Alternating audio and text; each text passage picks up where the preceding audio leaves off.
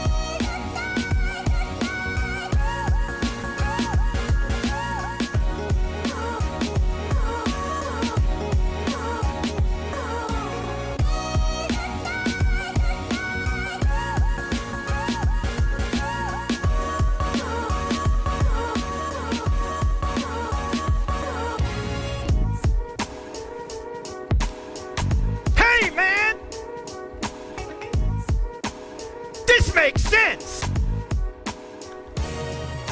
Theophilus Sugamoro. I'm coming in hot. Theophilus Sugamoro finally caught a PineCreek live stream start after months. Well, yeah, it's finally great that you're here to experience the live stream. I missed your calls. I don't know why you don't call anymore. Hopefully I didn't do anything to offend you, Theophilus.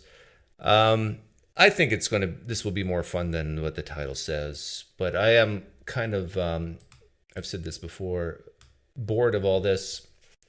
It's weird because I realize there's people leaving religion, leaving Christianity and Islam, Hinduism.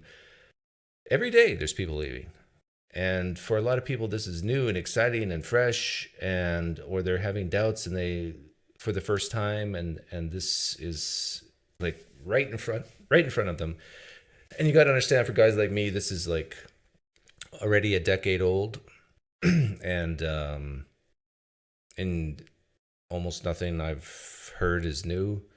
And so this is why you might see me get a little bored of it. But I have to be more empathetic, I've been told. But I will say this. I've watched a little bit of this, not very much. It seems to me Bart Ehrman is relying on John Loftus's outsider test for faith more.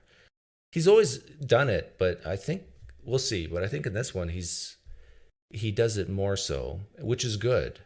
This is what the street epistemologists do. They ask questions about consistency. If you accept this type of evidence for this, why don't you accept the same type of evidence for that? And this is why I kind of get frustrated with these types of resurrection debates, because oftentimes what they talk about is not the real issues, not what really causes one to believe. Like for this Justin Bass guy, I'm sure he was a believer long before he even knew half the stuff he knows now about the evidence for the resurrection, right? I think that's the case for most Christians. They born and raised in it, had a little fallout and between the ages 18 and 22. Did some research, and what do you know? The religion they were raised in happened to be the right one all along, or at least some form of it. I've been saying this for years, and I've yet to be shown wrong on this. Sure, there's exceptions, but the vast majority of the time, this is what happens. Same with miracles. It's like, why do all these miracles happen when you were in your late teens, early 20s?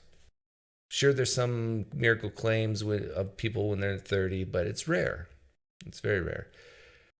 I also noticed that the Babylonian Bee did something funny. And even though I disagree with it 100%, I agree with their tactic. In fact, let me play it. It's only 5 minutes long. Are we all here? I need 100% participation for this to work. Yeah, everyone's here. All 12. 11. 11 of us. Well, what's the plan?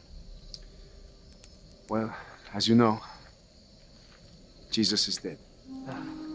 But stick with me, okay? Stick with me. I have a plan. We are going to steal his body. Okay, I'm tracking with you. What's next? And then we're going to tell the whole world that he rose from the dead. Oh, you know I'm in. I love it already. All right, classic. Then what? And I like this because I think this is how a lot of Christians, including the Babylonian Bee, think how an atheist thinks. But it misses the point, and I'll talk about that later. then we're all going to get brutally murdered. Wait. Come again. Could you go over that last part real quick? Oh, what? We get murdered. What's the problem? I like it. I like it. I mean, don't get me wrong, Pete. I love me a good hoax as much as the next guy, right? What's in it for us? Do we all get riches, fame, and fortune first, right? No, get this. You're going to be hated, persecuted, and reviled for the rest of your life.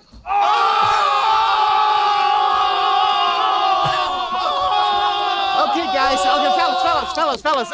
Look, I gotta be missing something here, right? Okay. I mean, why on earth would we do this? Can we start over? Oh, okay. We'll start from the beginning. Everybody for John. The beloved disciple. So, okay. We go down to Jesus' tomb. Sounds good. This is really easy. Then Yeah, it was actually Lazarus, but anyhow.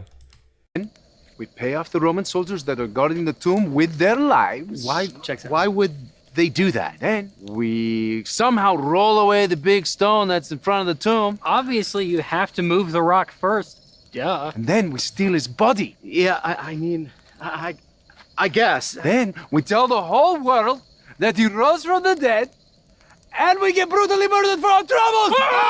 Epic break, bro. Peter, you rock! Oh, okay, guys. Okay, and then what? It's funny, my daughter used to run like that when she was a little kid. Then we all get killed. Come on. When do we see ourselves become exalted and praised? That's just it. You don't.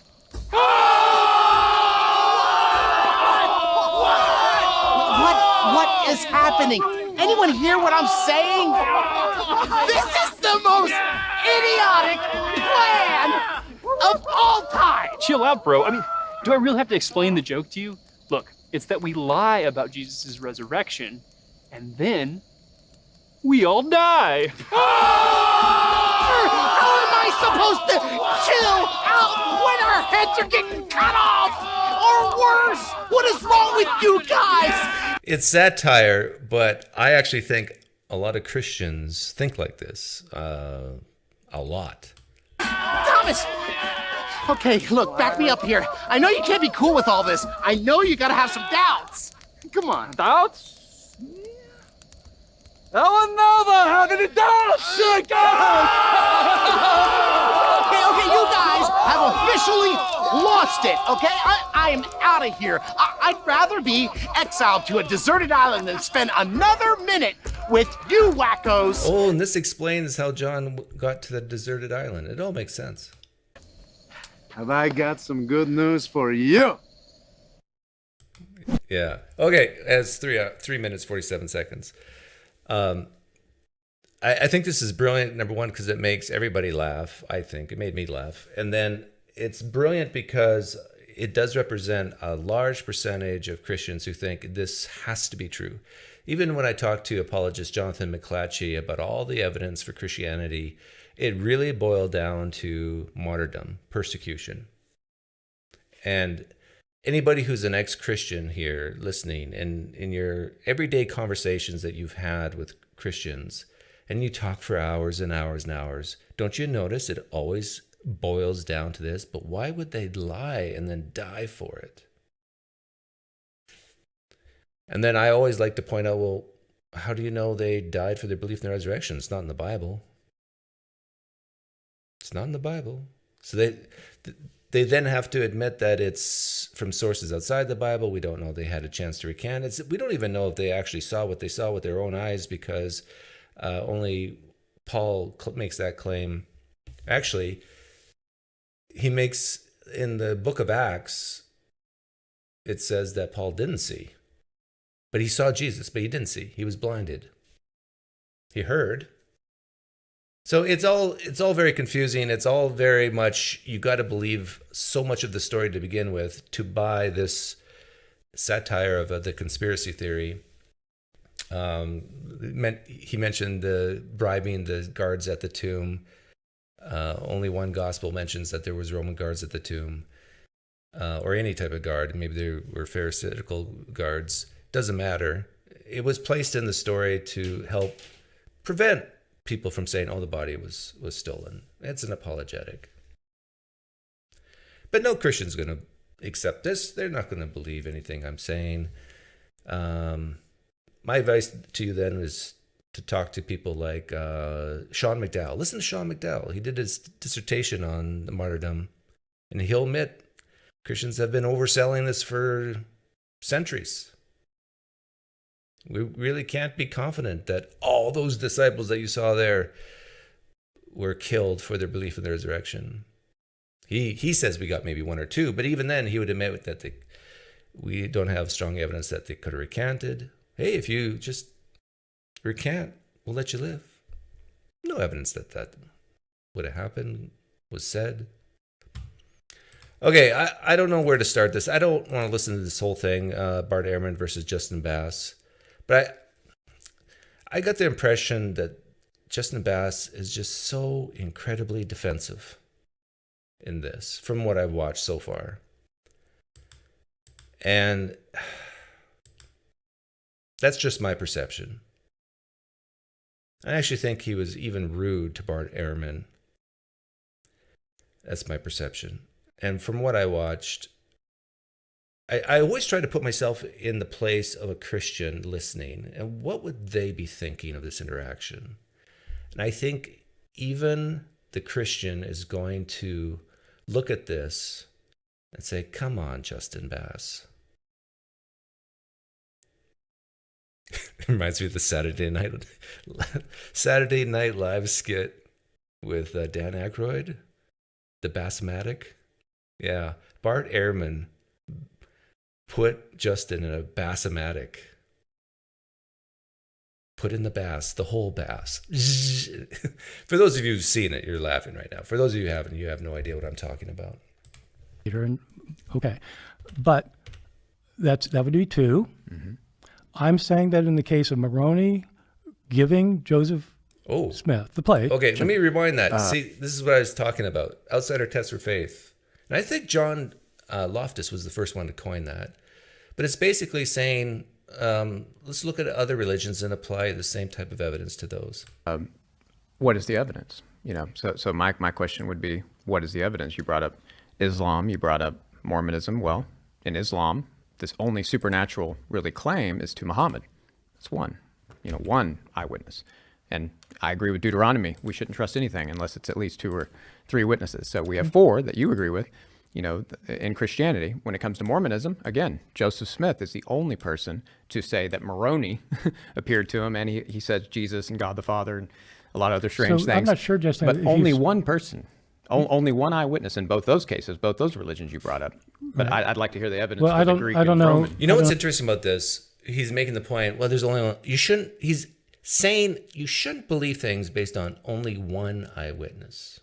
That's why I love asking the question about Paul. If all you had was Paul's letters, this is my strategery, as George W. Bush would say. This is my tactic.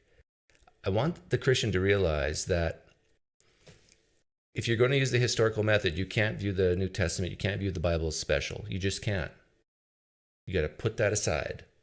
And so if all you had was Paul's letters, would you believe Jesus rose from the dead? And someone who claims to value the historical evidence is kind of forced to say no. Paul's not good enough. But then there's going to be a part of them. I do this on purpose because it raises cognitive dissonance. There's going to be a part of them saying, but it's in the Bible. It's God's inspired word. So I should be able to believe Jesus rose from the dead based on Paul's letters alone, based on one author alone, right? I just love that. It just grinds their gears. And I highly encourage you use that tactic if they claim that historical evidence is important to them. Because just to hear that coming out of their mouth, no, I don't. If all we had was Paul, I don't believe Paul. Yeah, so what he said, Jesus rose from the dead. That's just one guy. And that's what Justin Bass is saying here. It's just one guy, just Paul. We shouldn't believe just based on Paul. But don't worry, Doug. We got other people. Oh, do we now? Studied Mormonism very much? Oh, I've studied a lot. There are 11 eyewitnesses. And they To the golden plates? Yes. Yeah. So we're going to compare And that golden plates to the resurrection of Jesus? No, I'm just saying. We're going to compare golden plates to resurrection of Jesus. How many times has atheists or have Christians like him said, we're going to compare Jesus' resurrection to the Caesar crossing the Rubicon? You get that, Christians? You're listening, right? You heard what I said? You maybe have said that yourself. He's saying you can't compare golden plates to resurrection. You can't compare the Rubicon to Jesus' resurrection either then. Thank you, Justin Bass. Historian. Yeah. And what you're doing is you're saying we're going to trust eyewitnesses. Okay, I'm fine with them seeing golden plates, but what does that tell Four us? of them say they saw Moroni give them to him. 4 saw him. Half Who of actually them- signed affidavits. Half of them left. The thing is, I made a video on this a long time ago called The Minimal Facts for Mormonism. And if only Justin would have watched that beforehand. The faith. They left. No, they didn't. They abandoned left. Joseph They Smith. left Joseph Smith. Well, they but abandoned Joseph Smith, yeah. But when they abandoned Joseph Smith, they continued to say that they saw Moroni. So, do you credit those? Okay, well, that would only be 3. But No, to but abandon Joseph Smith, it's Joseph Smith 5. is the foundational prophet. It's 4 plus Joseph Smith. That's 5. I'm just saying, are you being impartial, or are you saying it's more likely because these are biblical witnesses? Well, okay. In those let me cases, by grant- the way, we actually have their testimony. See, now, you guys know how I would handle this. If I was Bart Ehrman, I would ask, do you believe that Moroni gave the location or had Joseph Smith find these golden plates and that they saw these golden plates? Do you believe it based on these 3, 4, whatever witnesses? Do you believe it, Justin Bass? Lean yes, lean no.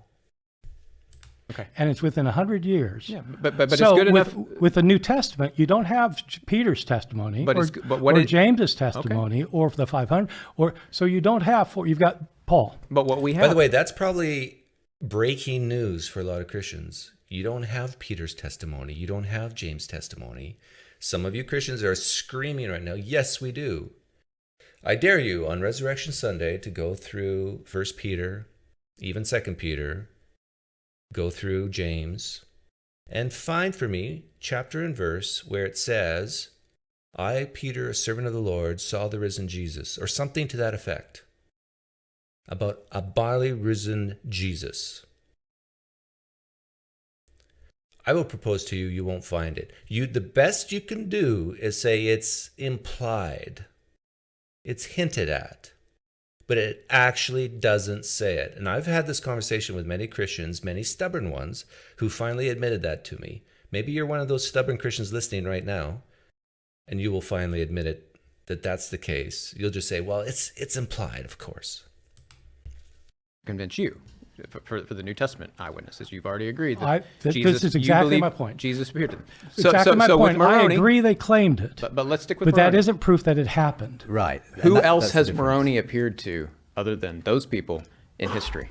We're talking about a particular event. Was Jesus raised from the dead and a particular But other things can support another event, right? So if Jesus is appearing to people, for example, all throughout history, if we have eyewitness, that's a separate argument. Okay. So I think we have to. Jesus is appearing to people all throughout history. Maybe that was Jesus on my bed last night, not my wife. One argument at a time, because if you just start piling on arguments, we have to consider each of those arguments in turn. Okay, but I'm just giving you my reasoning that why Moroni's not convincing. I understand, but I don't think you've listened to my case here. Moroni is not convincing. The Mormonism is not convincing to you, Justin Bass, because you're an evangelical Christian. Okay. You are basing everything you said. Not basing everything. You said the we're bedrock. Starting with appearances. This isn't my only argument.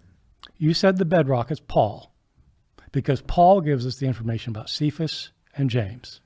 Correct? I said Paul is the bedrock in the sense that was Jesus gentle last night on my bed? No, he was Gentile. vast majority of scholars agree when it comes to Paul. How That's many, what I mean by that. how many ancient Christian writings do we have by I'm somebody not gay. who says in those writings that he saw Jesus? Not that there's anything wrong with that. Directly, Paul. Thank you. But How we many have, do we have? We have Peter. for- I would say Peter wrote first and second Peter. And second Peter, Peter says that he saw saw the transfiguration. the transfiguration. Yes. Exactly. That's not the resurrection. Okay. So you've got- Okay, he admits it. By the way, that's the closest you're going to get. That's the closest you're going to get with a second eyewitness account of people in the know. Is in Second Peter. Peter says he saw the transfigured Christ, which is different than the resurrection. Actually, there's a closer one. Revelation chapter 1. It's the author identifies himself and says he saw the risen Jesus, but that's clearly a vision. I think he even says it. Jesus came to him in a vision. It's very similar to Paul. So basically, you have one, maybe two eyewitness accounts of Jesus rising from the dead and appearing to people, and they're both visions. Did you know that, Christians? No, but Gospels. Well, I'm sure they'll get to the Gospels. got John Paul. saw the risen Jesus, at least in heaven, in Revelation. Are you're counting that as a historical source? Of seeing something, of seeing Jesus again. That's In another, heaven. that would contribute to the argument. Again, that's the point, that these things go back Okay. to Let me try again. support because the I think original I want us to be clear what we're miraculous talking claim. about. You have nothing beyond be those clear. three witnesses with Moroni. Nothing. I find this so curious how someone can, in my own house, call me a creep and expect to stay here. But what do you guys think? Time out or just... I'm feeling nasty today. Let's just get rid of them. Let me finish. Okay. You're saying that Paul gives us the evidence for himself. He saw Jesus, but none of the others. You think Peter wrote First and Second Peter, and okay, but that would be two. Mm-hmm. I'm saying that in the case of Moroni giving Joseph Smith the plates, we have four. So if the idea is that you trust eyewitnesses who swear to what they saw, and that we're doing this impartially, Okay. we're doing this impartially as historians. In other words, we're not trying to back up our faith. We're not trying to prove that we're right about something. Historians don't do that. Historians try to figure out what happened in the past, and they evaluate their sources. If someone in Bart Ehrman's camp, I know you have my email, and I know some of you watch. If you have Bart Ehrman's ear, tell Bart Ehrman to ask Justin Bass the next time that question. If all you had was Paul's letters, would you believe, Justin, Paul's testimony? Based on this argument right now, Justin Bass is forced to say, I think he's forced to say, no, I would not believe Jesus rose from the dead based on Paul alone. So what I'm saying is, if you're going to take the sources that agree with you and you say that they're probably right, not because they agree with you, but because they're reliable sources, because you've got Paul and you've got Peter say, okay, well, I've got four people from Moroni giving the plates. And these people are highly religious people. The religiosity was never questioned.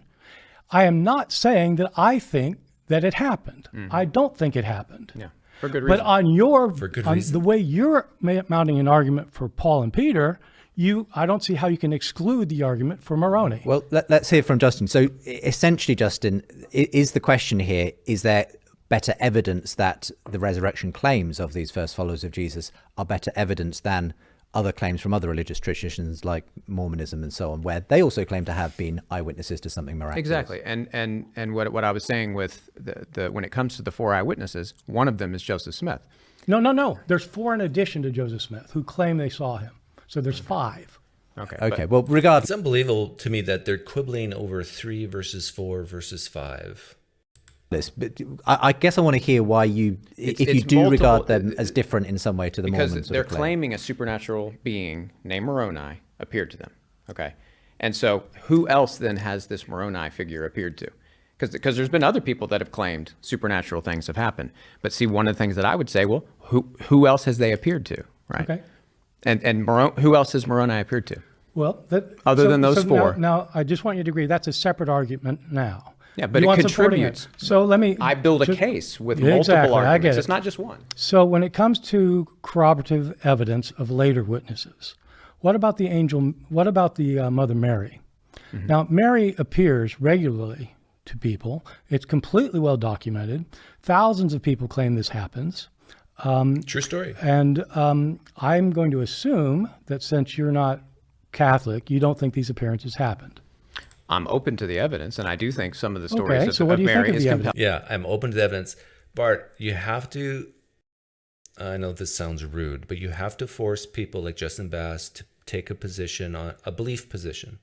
Do you believe an actual Mother Mary from the Bible appeared to all thousands, maybe even millions of Roman Catholics throughout history? Lean yes, lean no. Get him to commit. Just, I don't know, I'm open to it. I say no. Bart says no. What do you say, Justin? Compelling. I think some of the stories is compelling. You think she does appear to people? But I think what the issue No, with... no. Do you think she appears to people? No, I don't. I don't know. You just said the evidence was compelling. Well, I said it's something... If the evidence is compelling, Justin Bass, why don't you believe it? You said no. You said no, I don't know. The evidence is compelling. The evidence is compelling. You should say, yeah, I lean yes. Yeah, I could be wrong, of course, but yeah, the evidence is compelling. I'm 60%, I tend to believe. But he doesn't say that. Look into it. I'm saying it's enough to look into. Why don't you look into it? This would be very important. I have looked into it. Okay, so... But let me answer. I think it lacks the unexpectedness. So it makes and it normally happens in Catholic contexts. No, this is completely wrong. It No, does no, not, no. does not- Let's let Justin finish his point. It and I'll normally let you happens come in back. Catholic contexts. Okay. Okay. And so people who are already Catholic, Yes. who expect, they pray to Mary regularly. The irony. They expect saints they pray to saints. They expect this kind of thing, and it's happened in only a handful of situations that have actually been confirmed by the church. But I ask you, if Mary is actually appearing to people, would that support the resurrection or not support the resurrection? No, I'm saying that you have better... No, answer that question. I will answer it by telling you that we have better evidence for Mary appearing to people, many groups of people in the modern period, than we have for Jesus appearing. Oh, slam, bam, thank you, ma'am. I have, what's his name? Trent Horn, Roman Catholic, saying the exact same thing Trent said. So if you're a evangelical Christian, there's Christians out there who will admit this. We have better evidence that Mary appears to Catholics or other people than we do for the resurrection of Jesus. People in the modern period. Okay. By your criteria, that would mean that it's more likely that Mary is showing up. By your criteria. By my criteria, neither one happens. Okay, but if Mary is appearing to people, does it more support the resurrection or not? Yes, if Mary is showing up to people, then that would support the resurrection. So your example to parallel to kind of thwart the evidence for the resurrection actually would support the resurrection. No. What parts? I don't know if Justin Bass is just being stubbornly defensive or is just stupid. I'm going to give him some grace here and just say he's being stubbornly stupid or the desire to win a debate. But if you're giving evidence for the resurrection, piece number one, and you're saying it doesn't apply for this other claim, and it's the same type of evidence, appearing to thousands of people. Remember he said, do you believe it, Justin? No, I don't know. But the evidence is compelling. Like, it's just cognitive dissonance everywhere. You're not understanding my argument.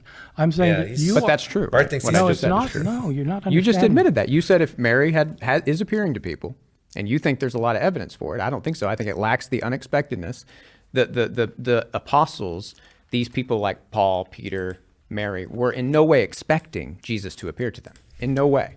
Right. So Catholics who expect, that can have an expectation for this type of thing, it makes sense why it would happen. So the arguments. The problem is you're arguing about three or four things at once. You're arguing 3 or 4 things at once.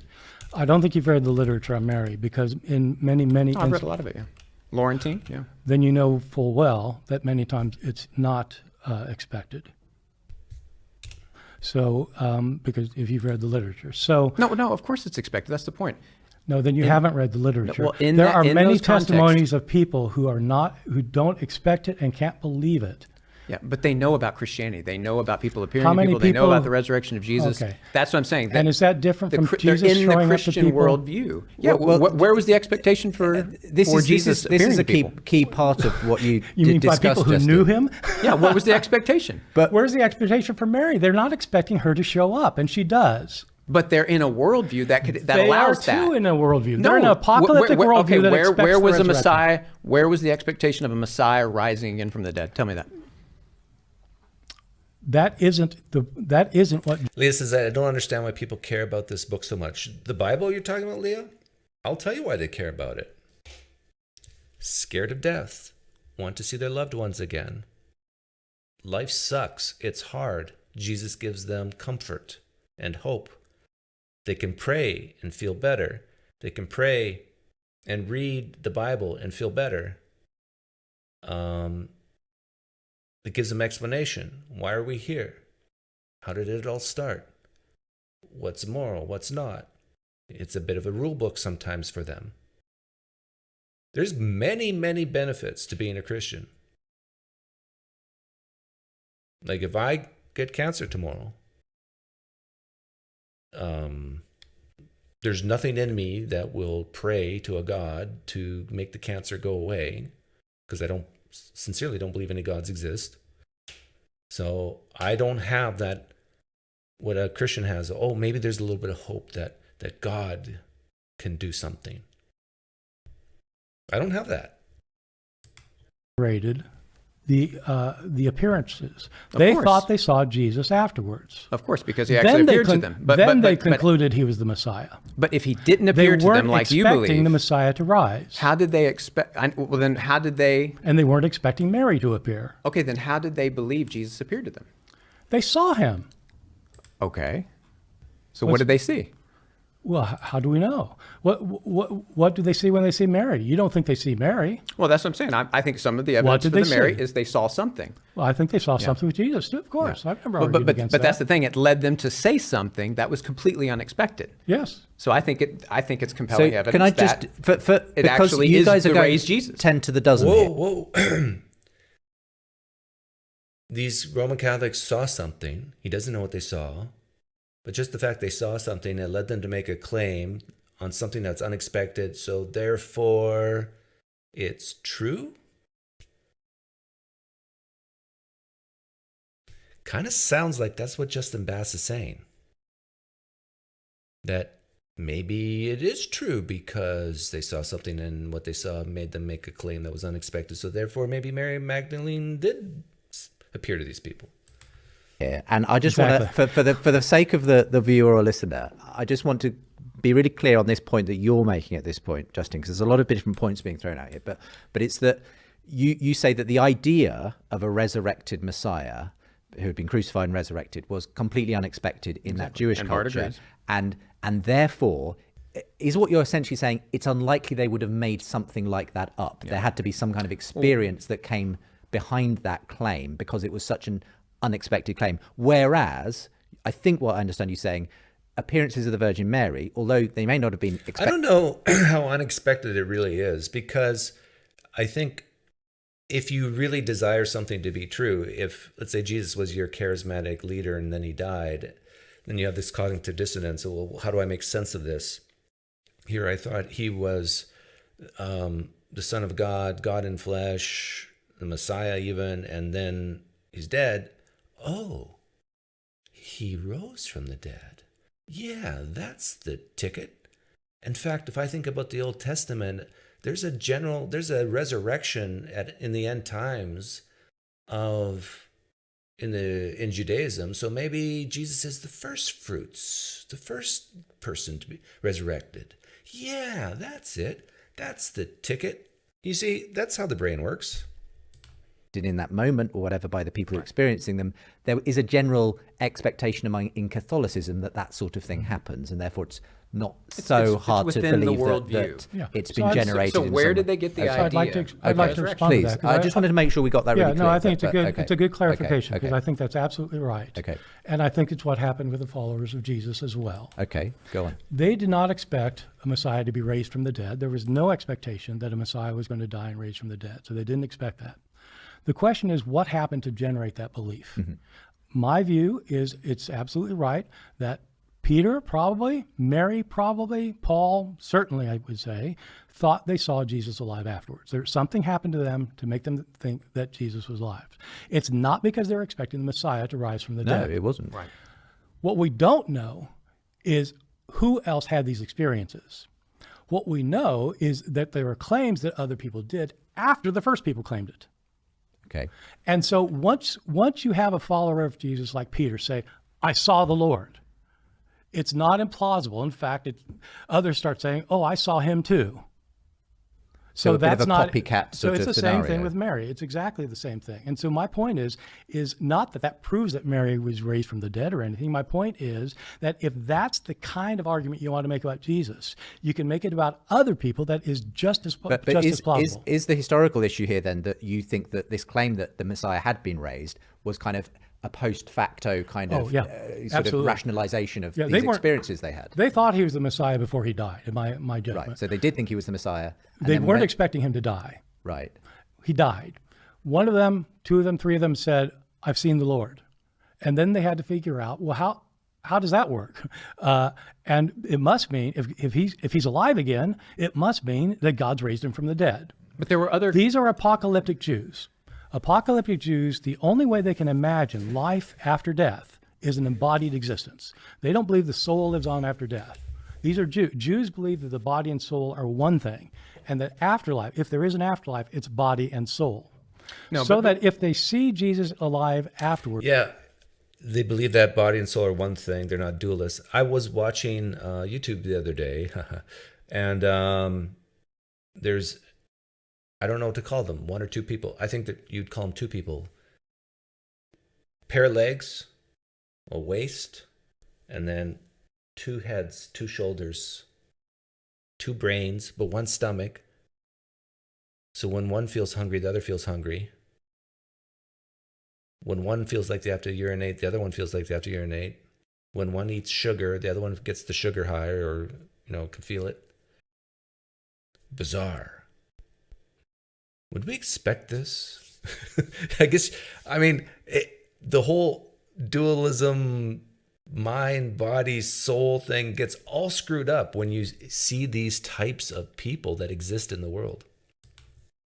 must mean that his soul has come back into his body. How does that happen? It can only happen when God does it. Okay. God has raised him from the dead. Once they say they raised him from the dead and they already knew he was the Messiah, that's when they start saying the Messiah was raised. Quick response and we'll go to a break and then we'll... I was just going to say, but there's other categories that they could have, as Jews, thought of. The Maccabees died horrible deaths, and they believe they lived on, exalted in the heaven. And they, you have many other examples of this kind of disembodied continuing to live on, but they will rise again at the final resurrection. But what the early Christians said is that Jesus had risen again now. The resurrection had already begun. Bart agrees with that. But where did that idea come from? That's the unexpectedness. It came from it's completely apocalyptic unexpected. So right. But you're saying they put it together. You're saying they just... Hey, Ali, I was just going to say, you got to be very careful when you're talking to Christians about borrowing from other ancient myths. They get very defensive about that, and they'll constantly talk about the differences. My advice is, if you're talking to Christians about this, keep it as general as possible, admit vast, vast differences, but then get them to admit to you that there's some similarities. And I like to keep it as general as possible, that people believed in gods, and that some of these gods went away from the earth, and some of these gods came back. Even inspiring philosophy, if he were here listening, he'd say, Doug's right there. And that predates Christianity. Don't go into any details at all. Just say that idea of gods existing, these gods dying in some way or leaving earth in some way and then coming back to earth in some way, that predates Jesus, and that's what Jesus did. God leaves Earth. Remember Frank Turek? Jesus didn't die. He just relocated for your sins and then came back. Just they're the geniuses who put this innovative, unparalleled idea that has changed the world. That all goes back to the brain of Mary Magdalene. I'm changing the world has nothing to do with it. The issue is, what does an apocalyptic Jew... It did change the world, though, right? What does an apocalyptic Jew think if they see somebody who had My religion's so special. died, who's alive now? Now, when you see your grandmother in your bedroom 2 weeks after she died, typically today, this happens a lot. 1 out of 8 people in our country have a vision of a deceased loved one and are convinced That's 12.5% for people from Idaho.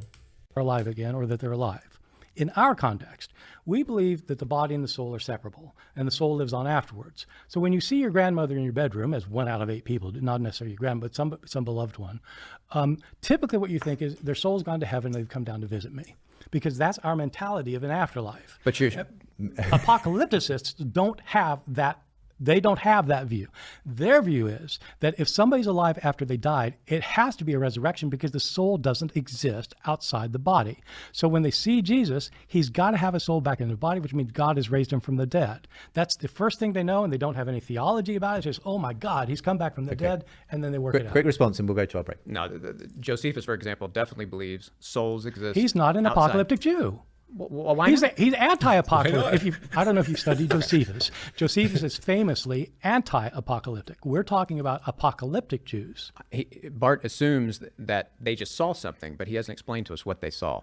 And whatever they... It's incumbent on you, Bart, to tell us what they saw. Saw change their complete worldview. I don't know what you see when you see your grandmother either. Okay, but I definitely don't say she's raised from the dead. You say she's still alive. Well, but she's still dead, though, right? In Jesus' case, my point is... In our case, if you're going to use that parallel, in our case, when we see someone in the afterlife, yes, we think they're still alive in heaven, but we say they're dead here on earth. We say their body is dead. That's not what the early Christians said. That's right. They said Jesus had risen from the dead. Right. So you need to listen. A crucified man had risen from the dead. Yes, you need... Is this real life? Does Justin Bass... I'm leaning, I did that poll earlier, is he not the sharpest knife in the drawer? Does he seriously not understand Bart Ehrman's argument here? Listen to why that is. We say their body is dead and their soul is alive because we believe in the difference between the body and the soul. Apocalyptic Jews did not. They could not say that his soul is still living because his body can't be alive unless his soul comes back into it. They don't have our view of the separation of body. I disagree. Well, look, we're going to take a break there. Really? We're going to take a break. Okay, tell me some. I'm going to take a break here, and we are going to just take a quick break, and we'll come back to this. Yeah. We can keep going. What Bart should ask is, if what I said is true, Justin, would that change your mind that this is maybe not as unexpected as you think? Jewish revolutionary movements, the Jesus movement was different to those. So we'll talk about that. We're talking here of the big conversation. Some people think so. But not the one that they claimed to have. I really had don't think Paul sense. was making things up. I just don't. I don't think he's lying about it. He saw Jesus. Yeah. And I'll just add, Yeah, and Bart should remind both of them that the whole Damascus Road experience was not Paul's eyewitness account. It is what the author of Acts says that Paul experienced. What Paul said himself is just that Jesus appeared to him last of all in 1 Corinthians 15, right? I don't think he goes in much detail. Happening all the time. Where does someone project an enemy apparition?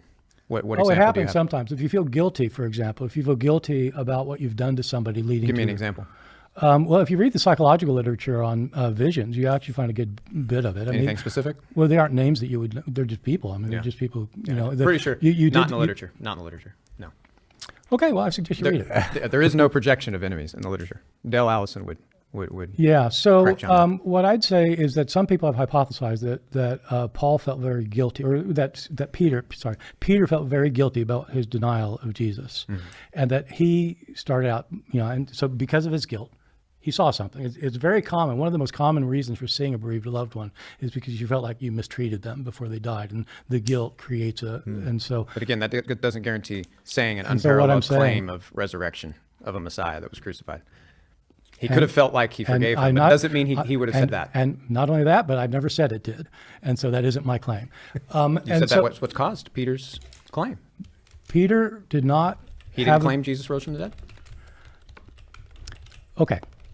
What I've been saying is Peter did not claim that the Messiah got raised from the dead the second he saw Jesus. What he thought was Jesus had come back to life. You're saying he figured it out as an apocalyptic Jew. I'm going with your argument, yeah. But Paul, how does Paul imagine I was getting to that. Crucified man I was getting to that. rising from the dead that he hates, that he thinks cursed by God, appearing to him? I'm looking forward to that one. Okay, go ahead, Bart. So Paul did not get this information from Peter and James. Paul was persecuting Christians before he ever met Peter and James. So he knows the Christian claims already. There have been a lot of psychological analyses about what might have happened to somebody who feels guilt over what they're doing to these people that would generate a vision and to have a conversion.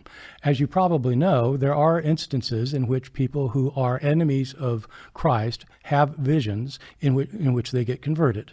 And so Paul would be in that category. Yeah. Okay. But again, Sundar Singh, by the way, would be a great example of this. This was an Indian that became a great missionary. He was burning Bibles. He was persecuting Christians in the early 1900s. And ultimately, he had a vision of Jesus, and he was transformed like Paul. But again, that happened after the Christian claim. He was transformed like Paul. He gives a more modern day example of someone having a vision of Jesus like Paul did. Did he just admit that Paul had a vision and a vision only? I think he did. Has already been made. Yeah, so did Paul. So did Paul. Yeah. That's my point. It's exactly the same. So you can't say that it doesn't happen to enemies. So you think he understood because you just gave the example of an enemy where it happened. So you think he understood the Christian claim? So Justin Bass just admitted that the first piece of evidence that we have for the resurrected Jesus comes from a man who had a vision of Jesus. Clearly, as he was persecuted. He understood that they were saying Jesus got raised from the dead. Absolutely. Okay. And then why else is he persecuted? And then he imagined on the Damascus Road. I didn't say he imagined anything on the Damascus Road. Well, what happened on the Damascus Road? I just said that there are lots of options and we don't know because he doesn't tell us. Okay. Well, he said he saw the Lord Jesus. That's what he said. Justin, hello. Paul does not say that in Acts. The author of Acts says that Paul says that or experienced that. Let's be specific, Bob.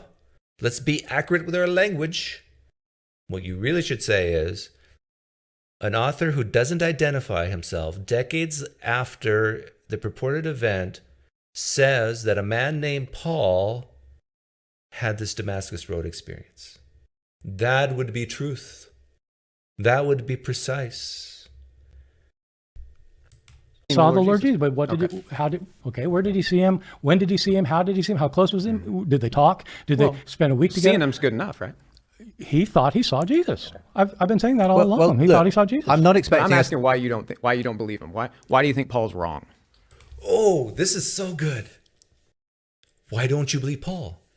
This is what Bart Ehrman should say. Because I'm just like you, Justin. You don't believe a single eyewitness account either. Remember the conversation we had? You said you need at least 3 or 4. I am just like you, Justin. I don't believe Paul because you don't believe Paul. I do believe Paul. You believe on a single eyewitness account? I mean, oh, that would have been a beautiful trap. The person got raised from the dead? Yes. Oh. Why don't you think Jesus got raised from the dead? I don't think anybody gets raised from the dead. Okay. Because it violates the laws of nature. Okay. I mean, so you have the kind of a materialist, fundamentalist view. Well, let me ask this. You think God raised Jesus from the dead, right? Do you think God can break the laws of mathematics? Can God can't contradict himself, no. Because he is. Exactly. Mathematics is his language. That's right. The other language he uses is physics. Can he break the laws of physics? I think we're getting off. No, we are not. This is precisely. You asked me why I don't believe it. And the reason I don't believe it is because it violates the laws of physics. And I don't think God can feed things into his system. For sure. I don't think God can break the law of physics any more than he can break the law of mathematics. Feeding things into his system to bring. See, I disagree with Bart Ehrman here. I think it's very important that if you're an atheist, you disagree with other atheists once in a while. I think you can disagree on some physics without breaking axioms in math.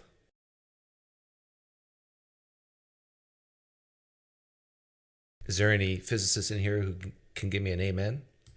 Dead person to life is not the same thing as making 2 + 2 5. That's completely different things. They are both laws that have never been broken in history. Except in the case of Jesus, right?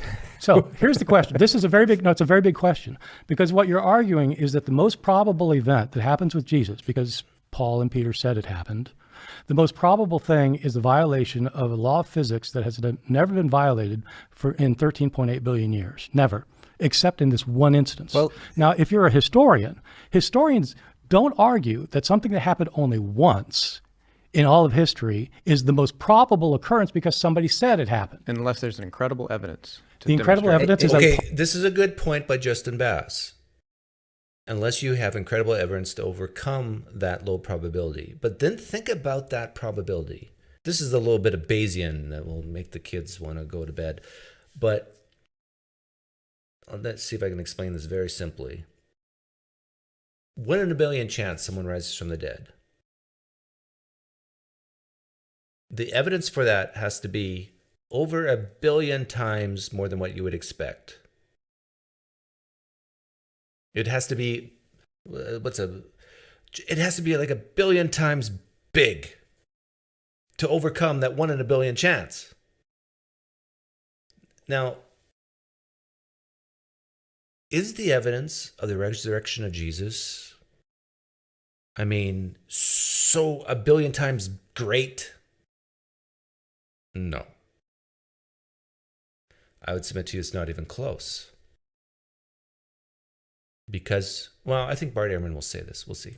Paul said Not just so? that. Not just that. We're just getting started. What's interesting here for me, Bart, though, is that presumably, on the face of it, if you do believe that God would never, if there is a God, let's say, that God would never break the laws of physics, then on the faces of it, no amount of evidence could persuade you of a miraculous claim. You've kind of decided that before you come to the text. What you'd have to do is you'd have to have evidence from physicists that these laws don't apply. Okay, so you'd have to go to the physicist rather than the historian. You certainly could prove it, because physicists... So we need to go to the physicists for the evidence. Well, if you're going to say that the laws of physics have been broken one time in the history of the human race, then you need pretty good evidence. And the evidence that somebody said they saw somebody... But that's not the only evidence, and we're going to talk about more. But that's not the only evidence. We were talking about the appearances, and the appearances, I think, and you've said this, and I've appreciated you said this in how Jesus became God. You talk about how basically the evidence is consistent with if Jesus did rise from the dead. And I appreciate that, because you're saying if Jesus rose from the dead, basically the evidence we have looks the same. It would look the same. So you don't believe he rose from the dead, but the evidence does support the miracle. Do you agree with that? No, of course I don't. Well, okay, consistent with the miracle. Is it consistent with the miracle? Let me put it this way. There is a famous Jewish holy man, Baal Shem Tov, who eyewitnesses have told us, lived in the 18th century. He told us he could heal the sick, he could cast out demons, he could raise the dead. We have eyewitness accounts of this. And my suspicion is that you don't think it really happened, because you'd be suspicious of those reports. I think the fact that nobody outside of Hasidic Jews think it happened is quite okay. Who outside of Christians think that Jesus was raised from the dead? Pinchas Lapid. He was a Jewish historian and scholar. He wrote a book called The Resurrection of Jesus. You should read it. It's actually really good. He actually was convinced by the evidence that Jesus rose from the dead. Right. Okay. You should read it. Actually, that fulfills my requirement. The challenge with Camille and myself was, give me a person who had nothing to do with Christianity, not born or raised in it, that looked at the evidence for the resurrection, became a historian first, then looked at the evidence for the resurrection, and then because of that evidence of the resurrection, the historical evidence, became a Christian. A historian who became a Christian. And Justin Bass is saying this guy fits the bill there. He was Jewish, not Christian. It's really I guess the point... But notice I've heard examples before, but they're always all dead, and so I can't interview them. It is, if you come to believe that Jesus has been raised from the dead physically, it's quite likely you will become a Christian. So if you believe the miracles of Baal Shem Tov, then you become a and if you believe Muhammad got the very words of Allah in a cave over 23 years, then you're a Muslim. This is all just silliness. And I'll also point out so that is an evidence that Baal Shem Tov really did these things because somebody believes and then converts. It's not evidence. And I would also add that there are scholars that I appreciate, people like E.P. Sanders. I know you respect E.P. Sanders. like in Jesus and Judaism, the way he ends is basically saying, I don't know what happened. Yeah. So, but he admits the evidence is pretty strong. As you There's just- people that admit the evidence is strong, but they still I guess don't go all the way. I guess my question is, Yeah, but Justin, we can use the same argument with Islam. If, let me say it 3 more times. If Islam is true, wouldn't we expect to see the Quran the way we see it and have it say the things it says about Muhammad and about Allah? Isn't it consistent with Muhammad getting the very words of God in a cave? Illiterate man, like miracles, making a beautiful Quran. If Islam is true, that's what we would expect, right? It'd be consistent. Evidence, though, Is- is strong. I don't think if that's you- that should Well, be you debated. haven't cited any all you've cited so far are eyewitnesses. I mean, And you've agreed that Eyewitnesses- eyewitnesses in other cases don't work for you, And just- including Baal Shem Tov. And so I'd like to know, why do you choose some eyewitnesses again, over others? Outsider test for Nobody, faith. this goes back to Moroni. Nobody outside of those few people believe Moroni appeared to them. Nobody outside of certain Hasidic Jews believe that Baal Shem Tov did Okay, miracles. how about Mormons? How about Christians? How about Mormons? I just said nobody believes those What miraculous. is he talking about? There's millions of Mormons that believe, he used the word believe, that the angel Moroni appeared to Joseph Smith. Now, did they actually see it? No. But how many eyewitness accounts do we have of Jesus appearing to people? Maybe. Claim happen outside. Yes. Well, nobody outside of the Christian faith thinks that Jesus is the Son of God who was raised from the dead. No. But people like Paul, for example, is an enemy that got convinced that Jesus rose from the dead. You Who just is said- who is the Paul for Baal Shem Tov? Tell me who he is. This is so aggravating because this has happened to me. It's like, give me the exact same thing for this religion like we have in Christianity. Like if you can't give me an example of people persecuting Mormons and then becoming a Mormon, I mean, game over, I win. This guy should just become a precept. Maybe he is a precept, a Calvinist precept. Well, there are a lot of Hasidic Jews who didn't start out as Hasidic Jews who read these stories and become who's a convinced. Paul? Who's someone who was persecuting the Hasidic Jews and then got convinced by the Baal Shem Tov miracles? You I bring don't all these think- people up, but it's insane. I mean, Jesus is completely unparalleled, completely Exactly. different than all these You rest. are a Christian. You've always been a Christian. Of course you think that Jesus is the greatest thing. Every religion's unique. Every religion is viewed as great in the eyes of its followers. Otherwise, they probably wouldn't follow it. Ever. And so I You've understand almost said that you think Jesus is the most compassionate, the most influential, amazing person. You've No, said I don't that think he's he's close most to that. compassionate. No, I don't. But Let me, for the record, say this. I hope there's Christians watching. I'm not joking around here. I believe I am more compassionate than Jesus. You know why? Because I've never drowned a baby. you're in the Christian tradition and you want to show that you're right. And, it's okay. I want to just demonstrate that Jesus but is you're Lord not doing because this he as a historian. died for our sins, and I want people to know that. Exactly. You're a theologian, and that's fine. I have no qualms with you as a See, theologian. there it is. I believe Jesus died for my sins, and I want people to know that. Died for your sins, and I want you to know that. Need. N-E-E-D. Need. I need to be forgiven. I need to be born again. I need to go to heaven. If you could just for 30 minutes, Justin, become an artificial intelligence robot and look at the evidence objectively and not care at all, one way or the other, you'd say, yeah, it's more likely Paul had some type of vision because he felt guilty for persecuting people. Yeah, Peter, guilt. Yeah, maybe a couple disciples they loved Jesus deeply and then he died and they had bereavement visions. Yeah, you're done. And then you go back to whatever you're doing. What I have qualms with is you claiming that you're doing this on disinterested It's a historical historical ground. religion. If it didn't happen in history, it didn't But happen. if you're going to be a historian, you have to treat every religion equally, And if you're not gonna be giving a- superiority to your particular But faith if you're going to that be a you were historian, raised in. you need to be open-minded to miracles. Yes, you're open-minded to everything. No, I am open-minded. Yes, if you can said show. you said that physics can't be.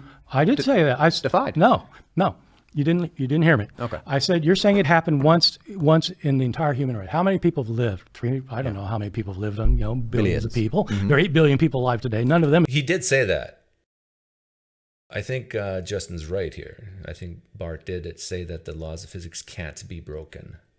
And if you need to break the laws of physics in order to do a miracle, then he's saying miracles can't happen. So I think Justin's right here. How many people have risen from the dead? And I disagree with Bart, and I said that 15 minutes ago. In your judgment, 1 out of 20 billion who've lived or something. How many people have mistaken something they've seen? How many people have had a dream that they thought was something that was real? How many people have had a vision of a deceased loved one afterwards?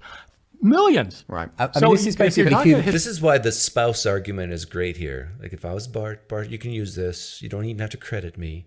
Ask Justin, if your own wife said to you that she saw someone who's been dead for years, saw them on the street, had coffee with them, would your immediate internal attitude towards that claim from your own wife, who you love and trust, would you say, oh yeah, great, you saw so-and-so? No, you would not believe your own wife. And yet you believe people you don't know who lived 2,000 years ago.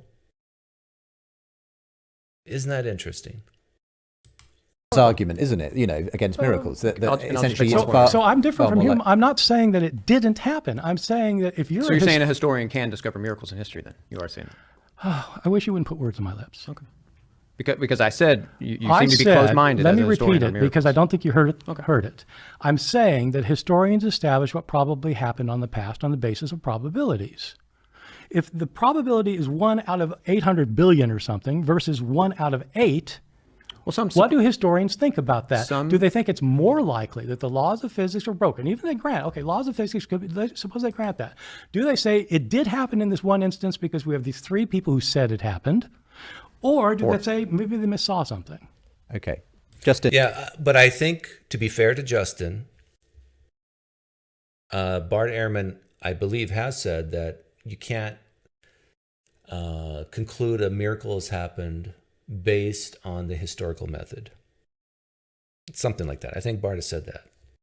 And so it does kind of look like Bart is being a little wishy-washy there. I think Bart should just say, yeah, I lean towards the historical method can never lead people to be justified in believing in a miracle. He should just come out and say that. But he could also say, but you can get close, maybe definitely a lot closer than what we have with the Gospels or the Quran or the Book of Mormon. And I gave the example once of if we found a gospel preserved, carbon dated in Central America, a gospel that is exactly like or very close to the Gospel of Mark, for example, dated to the 1st century, carbon dated. Let's say there's carbon in the manuscripts. And we look at it, and we look at what we have, and it matches. Before the invention of ships and planes. Now, sure, you can come up with explanations, but that is pretty good. And if I were Jesus, I would plant a gospel in Central America, in the amber. We'll move on to your next bedrock fact. We talked about 107 billion people that have walked the planet. That's fine. Out of those 107 billion people, how many of those people, those human beings, are worshipped by billions of people and called Lord and God today? I don't know what the number is. One. So One. So 107 billion. So how many? No, How many Just my Jesus. of those have been? Let me believers finish in my- no, I don't know. How many people worship Ganesh? No. How many people worship Vishnu? No, this is my turn. How many people worship Allah? Allah's different than Jesus, Justin Bass. You would admit this. Okay. I thought I'll let you respond. I thought you wanted me to respond to that. Jesus is the only You person. asked me a question. Okay. You asked me a question. Yeah, here's my piece of advice to Christians who might be listening. There's probably very few of you here. But atheists listening, you can tell this to your Christian friends. Whenever a Christian says Christianity is the only religion, like, you got to stop them right there and let them know, before you even fill in the blank, please know that what you're about to say is completely powerless, completely irrelevant, because every religion can say that. My religion is the only one that does, then fill in the blank, or that says, then fill in the blank. Even, I know I used to say this when I was a Christian. Christianity is the only one whose leader, whose founder is still alive. Do you realize, Christians, that some other religions will look at that and say, spit on it. What you're really saying is a God can die and then come back to life?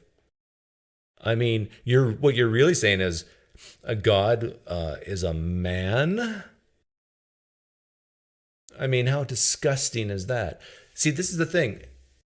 Christians will look at something and say, how beautiful, how amazing, how unique. And someone of a different religion can look at the exact same thing and say, that's disgusting. That's stupid. And the Christian doesn't even realize this. They say it with such pride that they're being so profound. And yet, behind the scenes, they're kind of being laughed at. Christians, do you realize this? I didn't realize this when I was a Christian. Here I thought I was saying something so great and amazing and something so persuasive that I might be planting a seed that might lead someone to become a Christian someday, when really they looked at that, what I was saying, and saying, that's revolting. My God would never become a fleshy man because my God is great. Your God is like your God had to go pee-pee? Really? Your God had to have farts and eat? Oh. By the way, a lot of Muslims think like this. They're laughing at you. Oh, your Trinity became a deity for a weekend? Oh. It's true. You want to know how many? I was trying to answer your question. So may I answer Tell your me question? someone else other than Jesus that's worshipped by billions. I'm answering by asking you. Oh, no, see, that's not, you weren't answering the question. Okay, I will answer the question. So let me at least Of those finish my point. 107 billion, you can't say that more people worship Jesus now, therefore he was raised from the dead. Okay. Because, let me finish. Let me finish my point. I was I'm making a point. answering your question. You weren't answering You asked the me my question. question, and I'm I'll let you answering it finish. now. All right, Let me let Bob finish my finish, and question. then you come back to You say 107 billion, and since more people worship Jesus now, that's evidence. No. That's not what okay, I said. then I So let me misunderstood. finish. Okay. You asked how- Okay. So I'm saying what we have here is an extraordinary, by exactly what these exact odds that you're talking about, we have an extraordinary anomaly. We have one human being who walked this earth from the last, billions of years, and however long humans have been on the earth. 200,000 years. Out of 107 billion, this one human being is worshipped by billions and called Lord and God. I'm saying, Okay. If I were Bart Ehrman, say, how many billions don't worship him out of the 107? You notice what he's doing? He's focusing on, let's say it's 1 billion Christians, true Christians, worshiping God, Jesus, throughout history. Let's say it's more than 1 billion. Let's say it's 5 billion, 10 billion, whatever you want to say. No matter what number you give, there's going to be more people who don't. So if you're trying to give this popularity argument, you're going to lose. You're going to lose. that is an extraordinary anomaly. And so I'm saying that's something that historians would go, wow, that kind of is amazing. If Jesus achieved that extraordinary anomaly, 1 out of 107 billion on that point, maybe he achieved another extraordinary anomaly. Yeah, you notice this argument doesn't work in, let's say, the year 110? You notice this argument doesn't work for the year 90?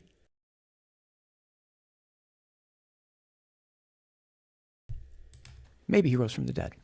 Okay. Are you really using that as a historical argument? I'm using it as an argument for the resurrection, whatever you want to call it. What kind of argument would you call it? Well, what's the problem with the argument? But isn't it an extraordinary anomaly that Jesus is worshipped by... Okay, let's pretend Jesus never rose from the dead. I mean, to use the popularity argument, a lot of people like him, worship him. Therefore, it's more likely to be true.